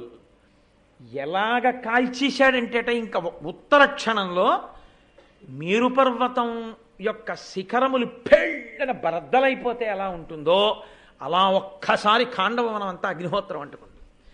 అంటుకోవడం ఏమిటి? మొట్టమొదట అందులో ఉండేటటువంటి జంతువులన్నీ పరిగెత్తబోయాయి. కానీ ఎక్కడికని పరిగెడతాయి? అగ్నిహోత్రంలో అవన్నీ కాలిపోయాయి. దాంతో వికృతమైనటువంటి క్రూర మృగముల యొక్క ధనులు, చెట్ల మీద ఉన్న పక్షులు పైకి ఎగరబోయాయి. అగ్నిహోత్రం కింద పరిగెత్తేవాడినే కాదు, అసలు అగ్నిహోత్రం యొక్క శక్తి ఎక్కడో తెలుసా అండి? అగ్నిహోత్రం యొక్క శక్తి పైన ఉంటుంది, కింద కన్నా పైన ఎక్కువ దాన్ని. అందుకే మంట మీద కదా గిన్ని పెడతాం. పైగా అగ్నిహోత్రుడి యొక్క ప్రవాహం కూడా ఊర్ధ్వముఖ చలనం అయింది. ఆయన పైకి ఎక్కుతాడు. నీరు అధోముఖ చలనం కిందకెడుతుంది. మీరు అందుకే అగరవత్తుని ఇలా పెట్టండి, నిధనం అవుతుంది. అగరవత్తు వెలిగించి ఇలా పెట్టండి, పైకి ఎక్కుతుంది. అగ్ని పైకి రేగుతాడు ఆయన. అందుకని పైకి లేచింది అగ్నిహోత్రం. పైకి లేచేటప్పటికి పక్షులు చెట్ల మించి పైకి లేచిపోబోయాయి. ఆయన ఎక్కడికి పోతారని ఒక్కసారి పైకి లేచాడు. లేచేటప్పటికి జ్వాలలకి అవన్నీ కింద పడిపోయాయి. కింద పడిపోయి కువ్వ కువ్వ కువ్వ కువ్వలాడుతూ పక్షుల ధ్వనులు, క్రూరమృగాల ధ్వనులు, ఈ ధ్వనులతో పక్షులన్నీ కాలిపోతున్నాయి. పెద్ద మంటలు, సెగలు, పొగలు, పెటిల్లుమన్న ధ్వనులు పేలిపోతున్నవి, రవ్వలతో పైకి రేగిపోతున్నాయి. ఖాండవనం అంతా కాలిపోతోంది. పచ్చిది ఎండిపోయి కాలిపోయింది, ఎండిపోయినట్టు కాలిపోతోంది. తన ప్రతాపం అంతా చూపించి గబగబ గబగబా వేసేసుకుంటున్నాడు, మందు వేసేసుకున్నట్టు. చూడండి, ముందు తొందరగా ఇది వేసుకోండి, ముందు ప్రాణరక్షణ జరగాలి మీకు అన్నవాడు ఓ గంట వేసుకుందాం లేదో చూసొద్దాం టీవీ అంటాడేంటి, ముందు గబుక్కుని వేసుకుంటాడు ఏ మంచినీళ్ళతోటో. అలా గబగబా కాల్చేస్తున్నాడు ఖాండవనాన్ని. ఈ కాల్చడంలో ఏమైందో తెలుసా అండి? హంసలు, కారండవములు, బెగ్గురు పక్షులు, జలపక్షులు, మీరు చదవాలి మహాభారతంలో. నిజంగా జలాశయములు ఉన్నాయి ఇక్కడ. ఈ జలాశయాల్లో కప్పలున్నాయి, చేపలున్నాయి, ఇవన్నీ ఉన్నాయి. ఇంత వేడొచ్చేటప్పటికీ ఈ సరోవరములో ఉన్నటువంటి నీళ్లన్నీ గుబ్బ గుబ్బ గుబ్బ గుబ్బ మరిగిపోయేటప్పటికి అందులో ఉన్నటువంటి జలపక్షులు, చేపలు, కప్పలు, ఎండ్రకాయలు, తాబేళ్లు ఉడికిపోయి ఉత్తర క్షణంలో పైకి ఇలా నీటి మీదకి తేలిపోవడంలో ఏమైపోయిందంటే నీరు ఇంకిపోయింది, ఇవి కాలిపోయి.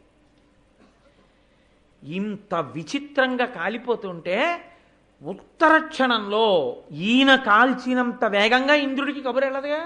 ఏమండో ఖాండవనం ఇంతలా కాలిపోతోంది అని ఇంద్రుడికి చెప్పాలండి. వాళ్ళ స్నేహితుడు ఉన్నాడు ఇందులో, తక్షకుడు అన్నవాడు వాడు ఉండాలిగా, ఎవడో వాడు వెళ్ళి చెప్పాలిగా. వెళ్ళి చెప్పారు ఇంద్రుడికి. అమ్మ బాబోయ్, అందులో నా స్నేహితుడు ఉన్నాడు తక్షకుడు, కాలిపోతాడేమో, వెళ్ళండి అని బ్రహ్మాండమైన మేఘాల్ని పంపించి వర్షధారలు కురిపించాడు. అగ్నిహోత్రుడు అన్నాడు, అర్జున, కృష్ణ, వర్షపు ధారలు ఎన్ని మేఘాలు వచ్చేసాయో కురిసేస్తున్నాయి అన్నాడు. మీరేం భయపడకండి, అలా భోజనం చేయండి అన్నారు వాడు. అనేసి అర్జునుడు వెంటనే గాంధీవానికి సంధించి అక్షయ బాణతో నిర్మలలోంచి ఎప్పుడు వింటినారి లాగాడో, ఎప్పుడు సంధించాడో, ఎప్పుడు విడిచిపెట్టాడో తెలియదు. వర్షపు నీటి బిందువులు కూడా కింద పడడానికి వీలు లేని రీతిలో బాణ పరంజా కట్టేశాడు ఖాండవ వనమంతా. అది కూడా ఇవాళ మనం ఇలా నీరు జారిపోయేటట్టు కట్టాం, ఖాండవ వనం బయట నీళ్లు పడేటట్టుగా కట్టాడు ఆ పరంజాని. పడినటువంటి నీళ్ళన్నీ దాని మించి కిందకి వెళ్ళిపోతున్నాయి మేఘాలవి. కింద అగ్నిహోత్రం అద్భుతంగా కాలిపోతుంది. ఇప్పుడు ప్రమాదం ఏమొచ్చిందో తెలుసా అండి? ఏమైనా అక్కడ ఇక్కడ మిగిలినవి ఏమైనా ఉంటే అవి ఎగిరిపోదామని పైకెడితే ఇంకా వెళ్ళడానికి వీలు లేకుండా పైనోటి అడ్డు వచ్చింది అచ్చాలని. అలాని కింద పడితే అగ్నిహోత్రుడు తినేస్తున్నాడు. ఆయనకి ఎవ్వడూ తప్పించుకోవడానికి వీలు లేకుండా అన్నీ తినడానికి బాగా పనికొచ్చింది. కనపడ్డవన్నీ తినేస్తున్నాడు. చూశాడు ఆ ఇంద్రుడు, ఇలా కాదు అమ్మ బాబోయ్, కృష్ణార్జునులు రక్షిస్తున్నారు అగ్నిహోత్రుణ్ణి, కాబట్టి నా వేపున మీరందరూ రండని సుర, గరుడ, నాగ, సిద్ధ, గంధర్వ, యక్ష జాతులన్నిటినీ తీసుకుని వచ్చేశాడు. ఇంతమంది బాణప్రయోగం, ఒక్క కృష్ణార్జునులు ఒక పక్కన. ఇంతమంది వాళ్ళు వేసినటువంటి బాణ సమూహముల చేత చెల్లా చెదరైపోయి దిక్కులు పట్టి పారిపోయి ఇన్ని జాతులు. దేవతలందరూ వెళ్ళిపోయారండి అర్జునుడు వేసిన బాణాలకి. దేవతలు కాదు, ఈ సురలు, గంధర్వులు, నాగులు వీళ్ళందరూ దిక్కులు పట్టి పారిపోయారు కృష్ణార్జునుల యుద్ధానికి. ఆయనంతా ఫీలిచ్చేశాడు గాంధీవంతోనూ చక్రంతో యుద్ధం చేయడం రేపు కురుక్షేత్రం కోసమని. ఇప్పుడు ఇంత పెద్ద యుద్ధం జరుగుతుంటే అశరీరవాణి పైనుంచి పలికింది, ఏమయ్యా ఇంద్ర, నీకు ఇప్పటికైనా అర్థం కాలేదా? వాళ్ళిద్దరు ఎవరనుకుంటున్నావు? నరనారాయణులు. వాళ్ళు ఎదురుగుండా నిలబడి బాణప్రయోగం చేస్తుంటే నువ్వు వాళ్ళ నుంచి రక్షించగలవా ఖాండవవనాన్ని? అయిపోయింది, ఖాండవవనం కాలేపోయింది చాలా మటుకు, ఊరుకో ఇప్పటికైనా. నువ్వు ఎందుకు ఇంత కష్టపడుతున్నావు? నీ స్నేహితుడైనటువంటి వాడు తక్షకుడు ఉన్నాడని కదూ, ఆ తక్షకుడు అగ్నిహోత్రుడు వస్తున్నాడు, కృష్ణార్జునులు అభయం ఇచ్చారని తెలియగానే ఇది విడిచిపెట్టి పారిపోయి కురుక్షేత్రంలో దాక్కున్నాడు. ఉండిపోయిన వాడెవరంటే తక్షకుడి కొడుకు అశ్వసేనుడు ఉండిపోయాడు. తక్షకుడి భార్య ఉండిపోయింది, అశ్వసేనుడి తల్లి. అగ్నిహోత్రుడు కాల్చేస్తుంటే తల్లి పారిపోలేకపోతే అశ్వసేనుడు పైకి ఎగిరిపోతూ, అమ్మా నా తోక కరిచి పట్టుకో తీసుకుపోతానన్నాడు. తోక కరిచి పట్టుకుంది తక్షకుడి భార్య, అశ్వసేనుడు పైకి వెళ్ళిపోతున్నాడు. చూశాడు అర్జునుడు, ఆహా నా నుండి ఇలా తప్పుకుంటావా అని ఒక బాణం చేత ఆ అశ్వసేనుడి తోక కొట్టేశాడు. తోక తెగిపోయి తక్షకుడి భార్య అగ్నిహోత్రంలో పడిపోయి కాలిపోయింది. ఇంకొక బాణం తీసి అశ్వసేనుడిని కొడుతున్నాడు. అమ్మ బాబోయ్, రేపు స్నేహితుడు వచ్చి నా కొడుకుని రక్షించలేదంటాడేమో, ఇప్పటికే అతని భార్య చచ్చిపోయిందని మోహిని అనబడేటటువంటి విద్యని ప్రయోగించాడు ఇంద్రుడు. ప్రయోగించడంలో ఒక్క క్షణం బాణప్రయోగం చేయడంలో తత్తరపడ్డాడు అర్జునుడు. ఒక్క క్షణం ఆ మోహిని విద్యకి, అంతే. ఈలోగా కురుక్షేత్రానికి పారిపోయాడు అశ్వసేనుడు కూడా. కాబట్టి తక్షకుణ్ణి అశ్వసేనుణ్ణి రక్షించుకోగలిగాడు ఇంద్రుడు, కానీ తక్షకుడి భార్య మాత్రం అందులో కాలిపోయింది. తదనంతరం కృష్ణుడు నముచి అనబడేటటువంటి ఒక రాక్షసుని తమ్ముడు మయుడు ఆ ఖాండవనంలో తిరుగుతుంటే సుదర్శన చక్రాన్ని ప్రయోగించాడు. వాడు పారిపోయి వచ్చి అర్జునుడి చాటుకి చేరి, కృష్ణుడు చక్రప్రయోగం చేశాడు, నువ్వు సుక్షత్రియుడివి, శరణాగతి చేస్తున్నాను, నన్ను కాపాడన్నాడు. ఎవడైనా సరే కాల్చేస్తాను అనలేదు అర్జునుడు. శరణాగతి చేశాడో వాణ్ణి మాత్రం చంపకూడదు, అది క్షత్రియుడి ధర్మం. నేను మీకు అదే మనవి చేసింది. ఎవడు ధర్మాన్ని పట్టుకున్నాడో వాడికే రక్షణ. కాబట్టి నిన్ను నేను చంపను అని వెంటనే ఆ శరణాగతి చేసినటువంటి ఆ మయుడనబడేటటువంటి రాక్షసుణ్ణి మాత్రం కాపాడాడు. ఇందులో నన్నయ్య గారు ఆంధ్రీకరించినటువంటి భారతంలో అద్భుతమైనటువంటి ఘట్టం ఒకటి ఉంది. ఇది చాలా గొప్ప ధర్మ సూక్ష్మ సమన్వయం చేయగలిగినటువంటి ఘట్టం. చాలా గొప్ప విషయాన్ని గృహస్థాశ్రమంలో ఉన్న వాళ్ళకి నేర్పుతూ ఉంటుంది. అది మందపాలుడు అని ఒక రాజుగారు. ఆయన 1000 దేవతా సంవత్సరముల పాటు తపస్సు చేశాడు. చేసి అది కూడా బ్రహ్మచర్యంతో తపస్సు చేసి ఆయన తిన్నగా ఊర్ధ్వలోకాలకు వెళ్ళిపోయాడు. వెళ్ళిపోతే ఆయన్ని చూసి వెంటనే ద్వారాలు మూసేసేయండి అన్నాడు. లోపలికి రావడం కాదు, ద్వారం మూసి ద్వారం కనపడకుండా వెనక్కి పంపించండి అన్నాడు. ఆయన అన్నాడు, నేను 1000 దేవతా సంవత్సరములు తపస్సు చేశాను, నేను అసలు ఎందుకు రాకూడదు ఈ ఊర్ధ్వలోకాల్లోకి అన్నాడు. నువ్వు బ్రహ్మచర్యంతో ఉండిపోయి తపస్సు చేశావు. సన్యాసమన్నా తీసుకోవాలి, గృహస్థాశ్రమంలో కన్నా వెళ్ళాలి. బ్రహ్మచారిగానే మిగిలిపోయి చాలా చేసినా వాళ్ళకి ఊర్ధ్వలోకముల యొక్క ద్వారదర్శనం కూడా ఇవ్వం. నీకు పితృరుణం తీరలేదు, నువ్వు సంతానాన్ని కనాలి. పిచ్చి పిచ్చి వేషాలేసి ఏదో వేదాంతం వంటబట్టిందని పెళ్లి చేసుకోమనే వాళ్ళకి వాత. నన్నయ్య గారి భారతంలో ఈ ఘట్టం. నువ్వంటూ తరించాలంటే పితృరుణం తీరితేనే. బ్రహ్మచారిగా నువ్వు ఉండిపోతే జరత్కారోపాఖ్యానం విన్నారుగా, పైతరాల వాళ్ళని కూడా కిందకి దింపేస్తారు. కిందకి దింపేసి ఒంటివేరుతో వెరలాడుతున్న గడ్డి దుబ్బుల చేత పట్టించి వేర్లు ఎలక రూపంలో యమధర్మరాజు గారు కొడికి కింద వారేస్తాడు హీనలోకాల్లోకి. మీరు విన్నారు జరత్కారోపాఖ్యానంలో. 2, ఎవడు వివాహం చేసుకుని సంతానమును పొంది పితృదేవతల యొక్క రుణాన్ని తీర్చుకోలేదో అటువంటి వాడికి అసలు ఊర్ధ్వలోకముల దర్శనమివ్వరు. కాబట్టి నువ్వు ఎంత తపస్సు చేస్తే ఎవడకు కావాలి? నువ్వు బ్రహ్మచారిగా ఉండిపోయావు, పో వెనక్కి అన్నాడు. ఆయన గబగబా వెనక్కి వచ్చి, నేను ఇప్పుడు సంతానాన్ని పొందితే తొందరగా వెళ్ళిపోవచ్చు. తొందరగా సంతానాన్ని పొందడం మాంసపిండానికి సాధ్యం అవుతుంది. అంటే పక్షికి తొందరగా సంతానానికి అంటుంది పక్షి. గుడ్డి పెట్టి పొదిగితే పిల్ల అయిపోతుంది. కాబట్టి నేను పక్షినైపోతే, ఒక ఆడపక్షితో సంభోగిస్తే నాకు సంతానం కలుగుతుంది. సంతానం కలిగితే ఊర్ధ్వలోక ప్రాప్తి. నాకు శక్తి ఉంది కాబట్టి పక్షినైపోతాను అని తాను ఒక లావుక పక్షిగా మారి, ఒక ఆడలావుక పక్షి, జరిత దాని పేరు, ఆ జరిత అన్న పక్షితో కూడాడు. కూడితే ఆయనకి 4 కొడుకులు పుట్టారు. తండ్రి మహాబ్రహ్మజ్ఞాని కదండి. ఉపాధి ఏదైతే, ఉపాధితో సంబంధం ఉండదు మీకు. భక్తితో ఒక్కొక్కసారి ఏ వేదంబు పఠించలూత భుజగంబే శాస్త్రములు సూచే తాను ఏ విద్యాభ్యాసమునర్చె కరి చించే మంత్రము హించే బోధావిర్భావ నిదానములు చదువులయ్యా కాదు మీ పాద సంసేవాసక్తియ కాక జంతు తతికిన్ శ్రీకాళహస్తీశ్వర అంటాడు ధూర్జటి. పాము, ఏనుగు, సాలెపురుగు ఇవి కాళహస్తీశ్వరుణ్ణి ఆరాధించి మోక్షాన్ని పొందలేదా? ఉపాధి ఏదైతే ఎవడకు కావాలి? మనుష్యుడిగా పుట్టావు, ఒక్క పూట సంధ్యావందనం చేయవు, ఒక్క యాగం చేయవు, యాగశాలకి ప్రదక్షిణం చేయవు, దేవాలయంలోకి రావు, ఒక్కసారి నామం చెప్పావు, ఎవడకు కావాలి మనుష్య ఉపాధి అయితే? అందుకొకదు శంకరాచార్యులు వారు శివానందలహరి చేస్తే, నరత్వం దేవత్వం నగవన మృగత్వం మశకత పశుత్వం కీటత్వం భవత విహగత్వాది జననం సదాత్పాదాబ్జ స్మరణ పరమానందలహరి విహారాసక్తం చేద్రూతయమిహ కింతేన వపుష.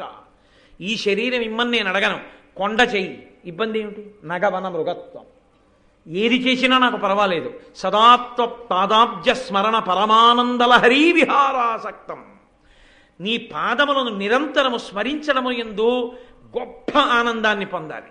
అంబుజోదర దివ్య పాదారవింద చింతనామృత పాన విశేష మత్త చిత్త మేధీతి ఇతర విషయంబు చెరనేర్చు వినుత గుణశీల మాటలు వెయ్యునేలా అంటాడు ప్రహ్లాదుడు. ఆ మందార మకరంద పానము చేత మత్తెక్కిపోయిన హృదయానికి ఇతర విషయాలు ఎందుకయా తండ్రి, నాకు అక్కర్లేదన్నాడు. కాబట్టి ఉపాధితో సంబంధం ఉంది. కొండగా పుట్టింది భద్రాచలం, అయితేనే అవతారాన్ని విడిచిపెట్టేసినటువంటి రామచంద్రమూర్తిని మళ్ళీ తీసుకొచ్చి కూర్చోబెట్టింది. ఆయన మరిచిపోయాడు ఆయుధాలు ఎలా పట్టుకోవాలో, కానీ తీసుకొచ్చి కూర్చోబెట్టింది. వామాంక స్థిత జానకీ పరిలసత్ కోదండ దండంకరే చక్రం చోర్ధ్వకరేణ బాహుయుగలే శంఖం శరం దక్షిణే బిభ్రాణం జలజాతపత్రనయనం భద్రాద్రిమూర్ధ్రిస్థితం కేయూరాది విభూషితం రఘుపతిం సౌమిత్రియుక్తం భజే అని శంకర భగవత్పాదులు స్తోత్రం చేశారు ఆ రామచంద్రమూర్తిని చూసి. అంత గొప్పగా తీసుకొచ్చింది ఒక కొండ, అంత గొప్పగా మోక్షం పొందింది కాళహస్తి క్షేత్రంలో. నరజన్మ ఎత్తి మాత్రం ఎంతమంది ఈశ్వర పదంలో అడుగులు వేయగలుగుతున్నారు? మనుష్య శరీరం ఒక్కటి ఉన్నంత మాత్రం చేత తరించిపోడు. మనుష్య శరీరాన్ని ఉపయోగించుకున్నవాడు తరిస్తాడు. గుడి బయట నుంచి ఉంటేనే ఆ ఆవు గొప్పది ఉపాధి చేత, గుడి లోపలికి వస్తేనే. లోపల వస్తువు మారనప్పుడు భేషజానికి పూజలు పనికొస్తే, భేషజానికి శరీరం పనికొస్తే, ఈశ్వరుడి ముందు అహంకార పరిత్యాగం చేసి వినయంతో తల వంచడం నీకు చేత కాకపోతే, ఇలా తలెత్తి గుండెల మీద చెయ్యేసుకు చూపించుకోవడానికి ఇది పనికొస్తే, తెచ్చినవన్నీ నీవే అన్న భ్రాంతి నీకుంటే, నీ అహంకారానికి అది ఆలవాలమైతే ఎవడకు కావాలా మనుష్య జన్మ? 2 పువ్వులు తెస్తావు, నే తెచ్చానంటావు. ఏది చేసినా నే చేశాను వాత పెట్టలా శంకరాచార్యుల వారు? గభీరే కాసారే విశతి విజనే ఘోర విపినే విశాలే శైలే చ భ్రమతి కుసుమార్థం జనమతి సమర్ప్యైచేత సరసిజముమానాదభవతే సుఖేనా వస్తాతుం జనైహ నజానాతి కిమహో అని అడిగారు ఆయన. కాబట్టి ఆ వినయం, ఆ భక్తి ప్రధానం. ఉపాధితో ఏముంది? ఈ ఉపాధితో ఉండి భక్తి లేనప్పుడు ఇది ఉన్నా ఒకటే, ఊడిపోయినా ఒకటే. ఇందులో ఉండి భక్తితో ఉన్నావా, నీ పాదముల మీద పడి నమస్కరించవలసిందే. కాబట్టి ఆయన పక్షిగా ఉండి జరితతో కలిసి ఉన్నందుకు పుట్టినటువంటి 9 కొడుకులు బ్రహ్మజ్ఞానులు అయ్యారు. విత్తనం యొక్క ఫలితం అది. అందుకని బ్రహ్మజ్ఞానులు పుట్టారు.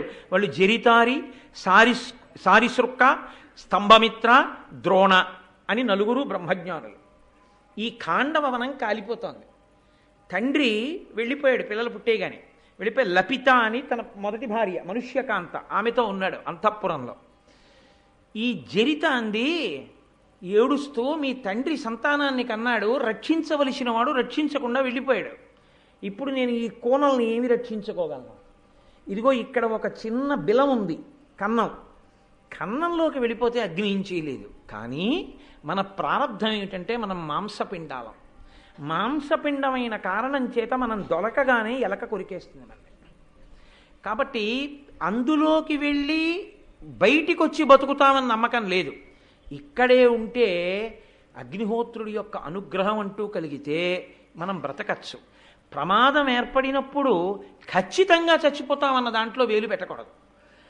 ఏవో చచ్చిపోవచ్చు చచ్చిపోకపోవచ్చు అన్న దాని మీదే నిలబడాలి. కాబట్టి చెట్టు మీదే ఉందాం. అగ్ని ఇక్కడ దాకా వచ్చేసి కాల్చేస్తే కాలిపోదాం. ఈ లోపల మనకేమైనా అదృష్టం కలిసి వస్తే కలిసి వస్తుంది, బొరియలోకి వెళ్ళొద్దు.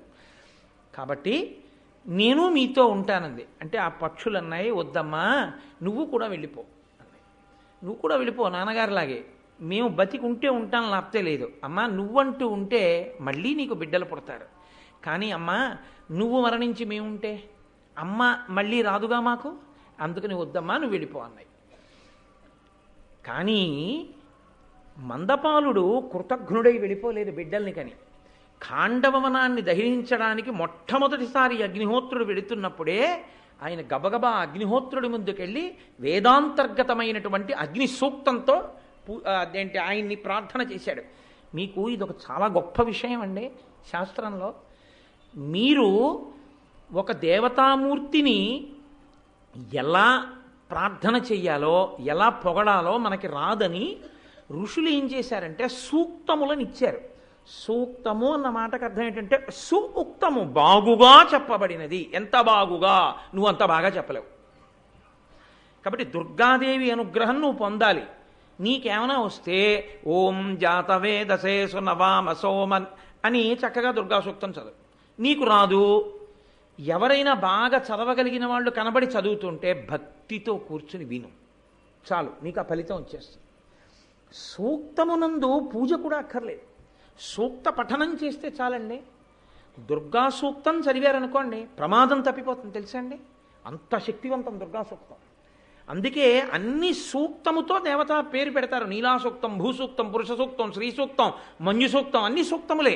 అంటే దాని గురించి బాగుగా చెప్పబడినది. ఇది తెలుసున్నవాడు మందపాలుడు. కాబట్టి ఆయన వెళ్ళిపోతున్నాడు ఖాండభవనం మీదకి అగ్నిహోత్రుడు. ఆయన పక్కన నిలబడి అగ్ని సూక్తములతో ప్రార్థన చేశాడు. వేదాంతర్గతమైన అగ్ని సూక్తాన్ని చదివాడు. మీకు రెండో మాట వచ్చింది అగ్ని సూక్తం అప్పుడే ఆదిపర్వంలో. ఒక మారు చదివారు ఒకరు. ఎవరు చదివారు? వశిష్ఠ మహర్షి తన శిష్యుడికి సూర్యభగవానుడి యొక్క కూతురైన తపతిని తీసుకొచ్చి వివాహం చేయడం కోసమని నిమిషానికి 365 మాడలు వెళ్ళిపోయేటటువంటి సూర్యరథంతో కలిసి వెడుతూ సూర్య సూక్తం చదివాడు. చదివితే దానికి ప్రసన్నుడైన సూర్యనారాయణమూర్తి తన కుమార్తెని వశిష్ఠ మహర్షి యొక్క శిష్యుడికి ఇచ్చి పెళ్లి చేశాడు. ఆ తాపత్యులు పాండవులయ్యారు అని నేను 2-3 రోజుల క్రితమే మీకు చెప్పాను. కాబట్టి సూర్య సూక్తములు ఆయన చదివాడు, అగ్ని సూక్తములను మందపాలుడు చదివాడు. అగ్ని సూక్తంతో చదివితే, సూక్తము అంటే ఆ చదవడం కూడా అంత అందంగా ఉండాలి. ఏదో గడబిడ గడబిడ గడబిడ గడబిడ చదివితే దానికి ఇంకా భక్తి ఏమిటి, బూడిదే. ఏది ఎలా చదవాలో అలా చదివితేనే దాని అందం అంతే. వాళ్ళు ఉదయం చూడండి ఆ కలశపాత్రలన్నిటికీ దారాలు చుడుతూ చక్కగా క్రమంతో ఆ రుద్రాధ్యాయాన్ని నమక చమకాలని చదివారు. ఎంత ఆనందం వేసిందో నిజంగా నాకు అక్కడ కూర్చుని వింటుంటే. ఆ హిరణ్యబాహ వేసేనాన్ ఏ దిశాంచపత ఏ నమో నమో వాటిని ఆ క్రమంలో చెప్తుంటే అంతమంది అలా కూర్చుని ఏకకంఠంతో చక్కగా ఒకళ్ళనొకళ్ళు చూసుకుంటూ మురిసిపోతూ కలశలకి దారాలు చుట్టుకుంటూ ఆ సూక్తాలు చదువుతుంటే చాలురా జన్మకిది, ఇలా 5 ఏళ్లకొక్కసారి వింటే చాలురా అనిపించింది నాకు. అయ్యప్ప స్వామి ఎంత సంతోషపడిపోయి ఉంటారో నిజంగా ఇవాళ. అది మంత్రం చదవడం అంటే అందంగా చదవాలి, అంతేగాని గడబిడ గడబిడ గడబిడ గడబిడ గడబిడ. అసలు ఆవాహయామి అనేటప్పటికీ వాడు నీరాజనం సమర్పయామి దగ్గర ఉంటాడు. ఉపచారం ఎప్పుడు చేస్తావు? అసలు ఉపచారం ఏది? అది కాదు పూజ అంటే, అది కాదు సూక్తం చదవడం అంటే. సూక్తము చదువుతుంటే పక్షులాగాలి, అలా ఉండాలి సూక్తం చదివితే. అది ఉక్తము, ఋషులు ఇచ్చారు, దాన్ని ఎందుకు అలా చదువుతాం? మాని చదవడం, చదివితే సరిగ్గా చదువు అంతే. కాబట్టి అంత బాగా ఆయన అగ్ని సూక్తాన్ని చదివితే వెళ్ళిపోతున్న అగ్నిహోత్రుడు ఆగన్నాడు, నీకేం కావాలన్నాడు. అది దేవతలు ఎంత ప్రీతి చెందుతారో చూడండి సూక్తం వింటే. ఇప్పుడు చదువుతారు వేదం అయిపోయాక.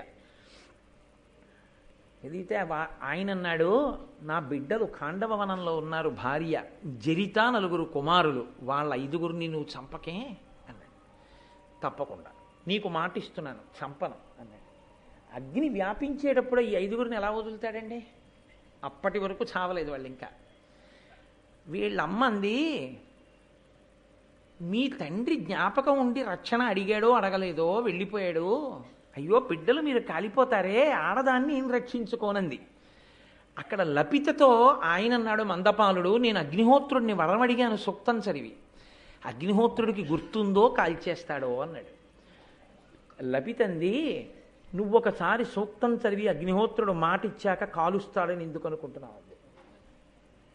ఇది మీరు గుర్తుపట్టాలి. ఇదే మహానుభావుడు భాగవతాన్ని ఆంధ్రీకరిస్తూ ఋషితుల్యుడు కాబట్టి పోతన గారు అంటారు, ఎగసి దవ్వులవాని దహించు భంగి పొంత మాకులవాని విడిచిపెట్టి ఎగసి దవ్వులవాని దహించు భంగి కర్మవశమున భవమృతి కారణములు అన్నాడు మహానుభావుడు పోతన గారంటే. అందుకే అగ్నిహోత్రం ఒక్కొక్కసారి పక్కనున్న కాగితాన్ని వదిలేసి కిలోమీటర్ దూరంలో ఉన్న ఒక పాక కాల్చేస్తుంది. ఈ కాగితాన్ని ఎందుకు వదిలింది అనుకుంటున్నారు? ఎప్పుడో ఎక్కడో ఇది అగ్ని సూక్తం చదివింది, కాల్చలేదు.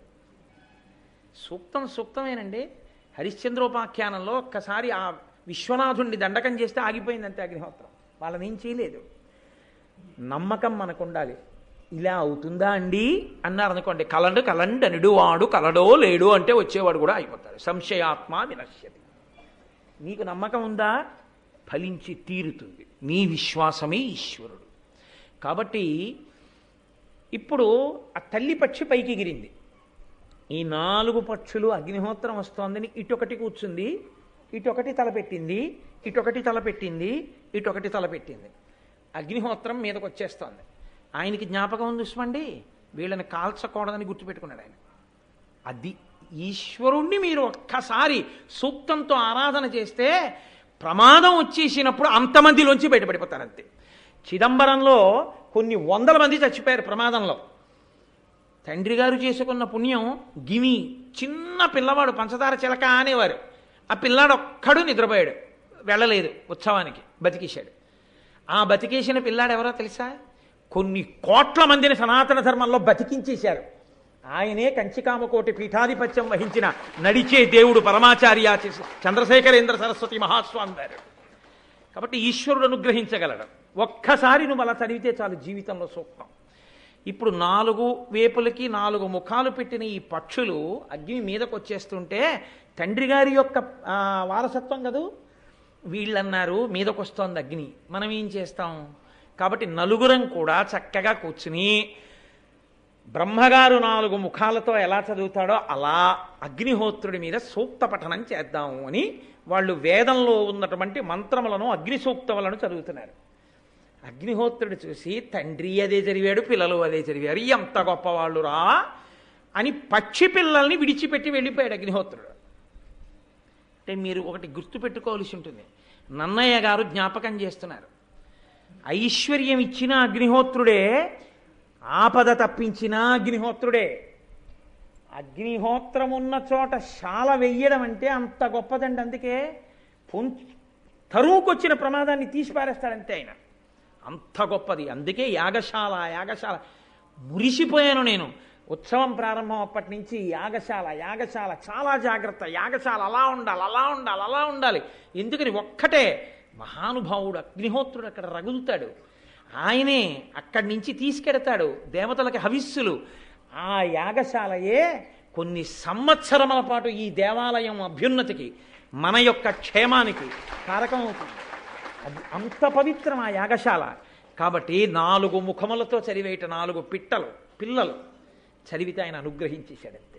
ఇది అగ్నిహోత్రం, ఇది ఖాండవవన దహనం. కానీ నాకు నన్నయ్య గారి యొక్క అనుగ్రహంతో, మా గురువుగారి అనుగ్రహంతో, అయ్యప్ప స్వామి అనుగ్రహంతో ఖచ్చితంగా అగ్నిహోత్రుడు అనుగ్రహించాడు మనందరినీ యాగశాలలో అనడానికి గుర్తేమిటో తెలుసా అండి? ఇవాళ ఎట్టి పరిస్థితుల్లో ఈ ఘట్టంతో నేను ఉపన్యాసాన్ని పూర్తి చేయకూడదు.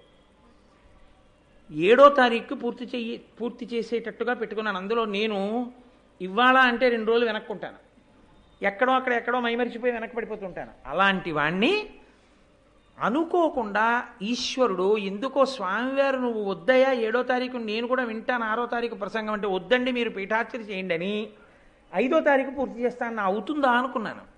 5వ తారీఖు ఖాండవవన దహనం, అగ్ని సూక్తం, అగ్నిహోత్రుడి యొక్క వైభవంతో అక్కడ యాగశాలలో అగ్ని ప్రజ్వరిల్లిన రోజునే ఇక్కడ ఉపన్యాసాలు కూడా పూర్తవడం ఈశ్వర అనుగ్రహమే. ఇంకింతకన్నా తార్కాణం ఏం కావాలి? కాబట్టి తదనంతర కాలమునందు దేవేంద్రుడు ప్రీతి చెంది అనేకమైనటువంటి అస్త్ర సంబంధమైన మంత్రములను కూడా అర్జునుడికి ఉపదేశం చేసి, కొడకా ఎంత గొప్ప యుద్ధం చేశావురా అని కృష్ణ భగవానుణ్ణి ప్రార్థించాడు. అప్పుడు ఇప్పుడు ఎప్పుడూ నా కొడుకుని ఇలాగే అంటిపెట్టుకుని ఉండేం కృష్ణ, నిన్ను నేను ప్రార్థన చేసేది ఇదే అన్నాడు. మనకి కూడా ఎప్పుడూ ఈశ్వరుడు మనని అంటిపెట్టుకుని ఉండేటట్టుగా మహాభారతం విన్నందుకు, ఆదిపర్వం చెప్పుకున్నందుకు పరమేశ్వరుడు ప్రీతి చెంది ఆయన చల్లటి చూపు మనని చూస్తే అంతకన్నా మనకి ఏమీ అక్కర్లా. ఎందుకో తెలుసా అండి? ఆయన చల్లని చూపే మనకు అన్నిటినీ ఇస్తుంది. కాబట్టి నాకేమీ చేత కాకపోయినా ఒక్క పద్యం రావడదు, గబగబా 2 విషయాలు సమన్వయం చేయలేను, ఏమీ తెలీదు. అయినా భారతం చెప్తానని పెద్ద మనగాళ్ళ కూర్చుంటే 1 రోజా 2 రోజులా 26 రోజులు నన్ను ఇలా భరించి ఇన్ని వేల మంది, నాకంటే ఇంత వేదిక ఎంత ఇరుక్కు కూర్చున్నారో పాపం ఈ తల్లులు. ఇంతమంది ఇలా కూర్చుని ఇన్నాళ్ళు భారతం విన్నందుకు మీ అందరికీ నా ధన్యవాదములను ఆవిష్కరిస్తూ, ఇక్కడితో ఇవాల్టితో ఆదిపర్వం పూర్తయిపోయింది. 18 పర్వములు చెయ్యాలి అని ఒక కోరిక ఉంది. రామాయణ భాగవతములు అయ్యాయి కాబట్టి భారతం చెప్పేస్తే ఏదో మా అమ్మ అంత కష్టపడి ప్రసవ వేదన పొంది నాకు ఈ శరీరం ఇచ్చినందుకు అమ్మా నేను నువ్వు నాకు ఈ శరీరం ఇచ్చినందుకు ఉత్తినే వాడుకోలేదమ్మా, నువ్వు అంత కష్టపడ్డందుకు నేను ఏదో చెప్పాను సుమా అమ్మ అని మళ్ళీ మా అమ్మని కలుసుకునే రోజు వచ్చినప్పుడు చెప్పుకోగలుగుతాను. కాబట్టి ఏమో అవకాశం ఉంటే ఒక సంవత్సరం పాటు అసలు ఏ ఊరు వెళ్లకుండా ఒక సంవత్సరం మహాభారతం అంతా పూర్తి చేసే వరకు 2011లోనో ఎప్పుడో పూర్తిగా 18 పర్వాలు పూర్తి అయిపోయేలా మహాభారతాన్ని చెప్పుకునే ప్రయత్నం చేద్దాం. ఆ మహాభారతం అంతా గోపాలకృష్ణ గారి సమక్షంలోనే జరుగుతుంది. కాబట్టి చాలా చాలా సంతోషం. నేను మీతో ఒక విషయం మనవి చెయ్యాలనుకుంటున్నాను. మంగళం చెప్పే ముందే ఆ విషయం చెప్పి మంగళం చెప్పేస్తాను. స్వస్తి అన్నాను కాబట్టి ఇది వేరుగా చెప్తున్నట్లు. నేను ఇప్పటిదాకా మీతో యాగశాల వైభవాన్ని అనుసంధానం చేశాను. మనం క్రమశిక్షణగా నిలబడగలిగితే చాలా. అందులో నాకు అపనమ్మకం ఏం లేదు మీ అందరి మీద, ఎందుకంటే ఎన్ని ఉత్సవాల్లోనూ మీరు అలా నిలబడిన వాళ్ళు. మనం ఈ ప్రాంగణాన్ని విడిచిపెట్టేసి ఇప్పుడు అందరం బయటికి వెళ్ళిపోదాం, యాగశాల దగ్గర నిలబడదాం. యాగశాలకు ఇటు నిలబడతారో ముందు నిలబడతారో ఎలా నిలబడినా సరే ఋత్విక్కులకి మాత్రం మనం అభ్యంతరం కల్పించకూడదు. వాళ్ళిప్పుడు చతుర్వేద స్వస్తి చేస్తారు ఆ యాగశాలలో. అది అద్భుతం, చూడాలి. రేపు ఒక్కరోజే కదండి, ఎల్లుండి కుంభాభిషేకం అయిపోతుంది. రేపు సాయంకాలం 6:30 స్వామివారు చేసేటటువంటి చంద్రమౌళీశ్వరారాధన, యాగశాల దర్శనం. రేపు సాయంకాలం 5:30కు వస్తే లోపల సీట్లు దొరుకుతాయి అనుకుంటున్నాను నేను. లేకపోయినా పర్వాలేదు, బయటికి లైవ్ టెలికాస్ట్ అవుతుంది. ఇప్పుడు చక్కగా అక్కడ చతుర్వేద స్వస్తి చేసి నీరాజన మంత్ర పుష్పాలు ఇచ్చి స్వామివారికి చాలా ప్రీతి. ఈశ్వరుడు ఎందుకు చెందుతాడో తెలుసా అండి? వీణానాదం వినపడాలి. ఇప్పుడు వీణ మీద ఒక కీర్తన వినిపిస్తారు. అలాగే ఆ డోలు సన్నాయి మీద అసుర సంధ్య వేళ దాటింది యాగశాల కాబట్టి అక్కడ శివతాండవాన్ని మోగిస్తారు. ఋత్విక్కులలోనే ఒక ఋత్విక్కు శివతాండవం మీద పాట పాడతారు. ఇన్నింటితో వైభవోపేతంగా ఇప్పుడు అక్కడ కార్యక్రమం ఉంటుంది. రేపు ఉదయం తెల్లవారుజామున సుప్రభాతంతో మొదలుపెట్టి భగవన్నామాన్ని రేపు సూర్యాస్తమయ పర్యంతం చదువుతారు.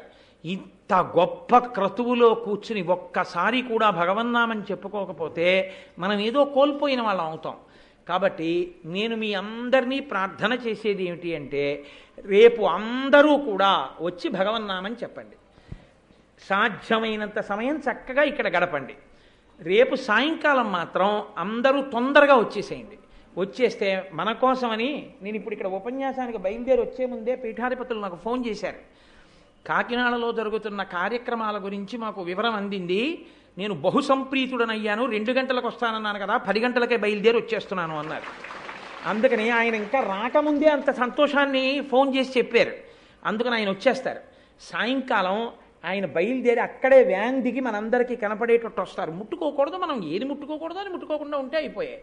వచ్చి చక్కగా పీఠార్చన చేస్తారు. అపురూపంగా ఉంటుంది ఆ శ్రీచక్రార్చన, చంద్రమౌళీశ్వరారాధన. అన్ని హారతులు ఎత్తుతారు అమ్మవారికైనా, చూసి తీరాల ఆయుధాలు పెట్టడం అవన్నీని. కాబట్టి రేపు చక్కగా ఆ పీఠార్చన అసుర సంధ్య వేళలో చూద్దురు. కానీ ఎల్లుండి ఉదయం స్వామివారికి కుంభాభిషేకం, దేవాలయం చుట్టూ షామియానాలు కుర్చీలు అన్నీ వేసేస్తారు. చక్కగా రేపు రాత్రి నవపాషాణం కుంభుతారు ఇక్కడ, అదంతా కూడా చూడొచ్చు.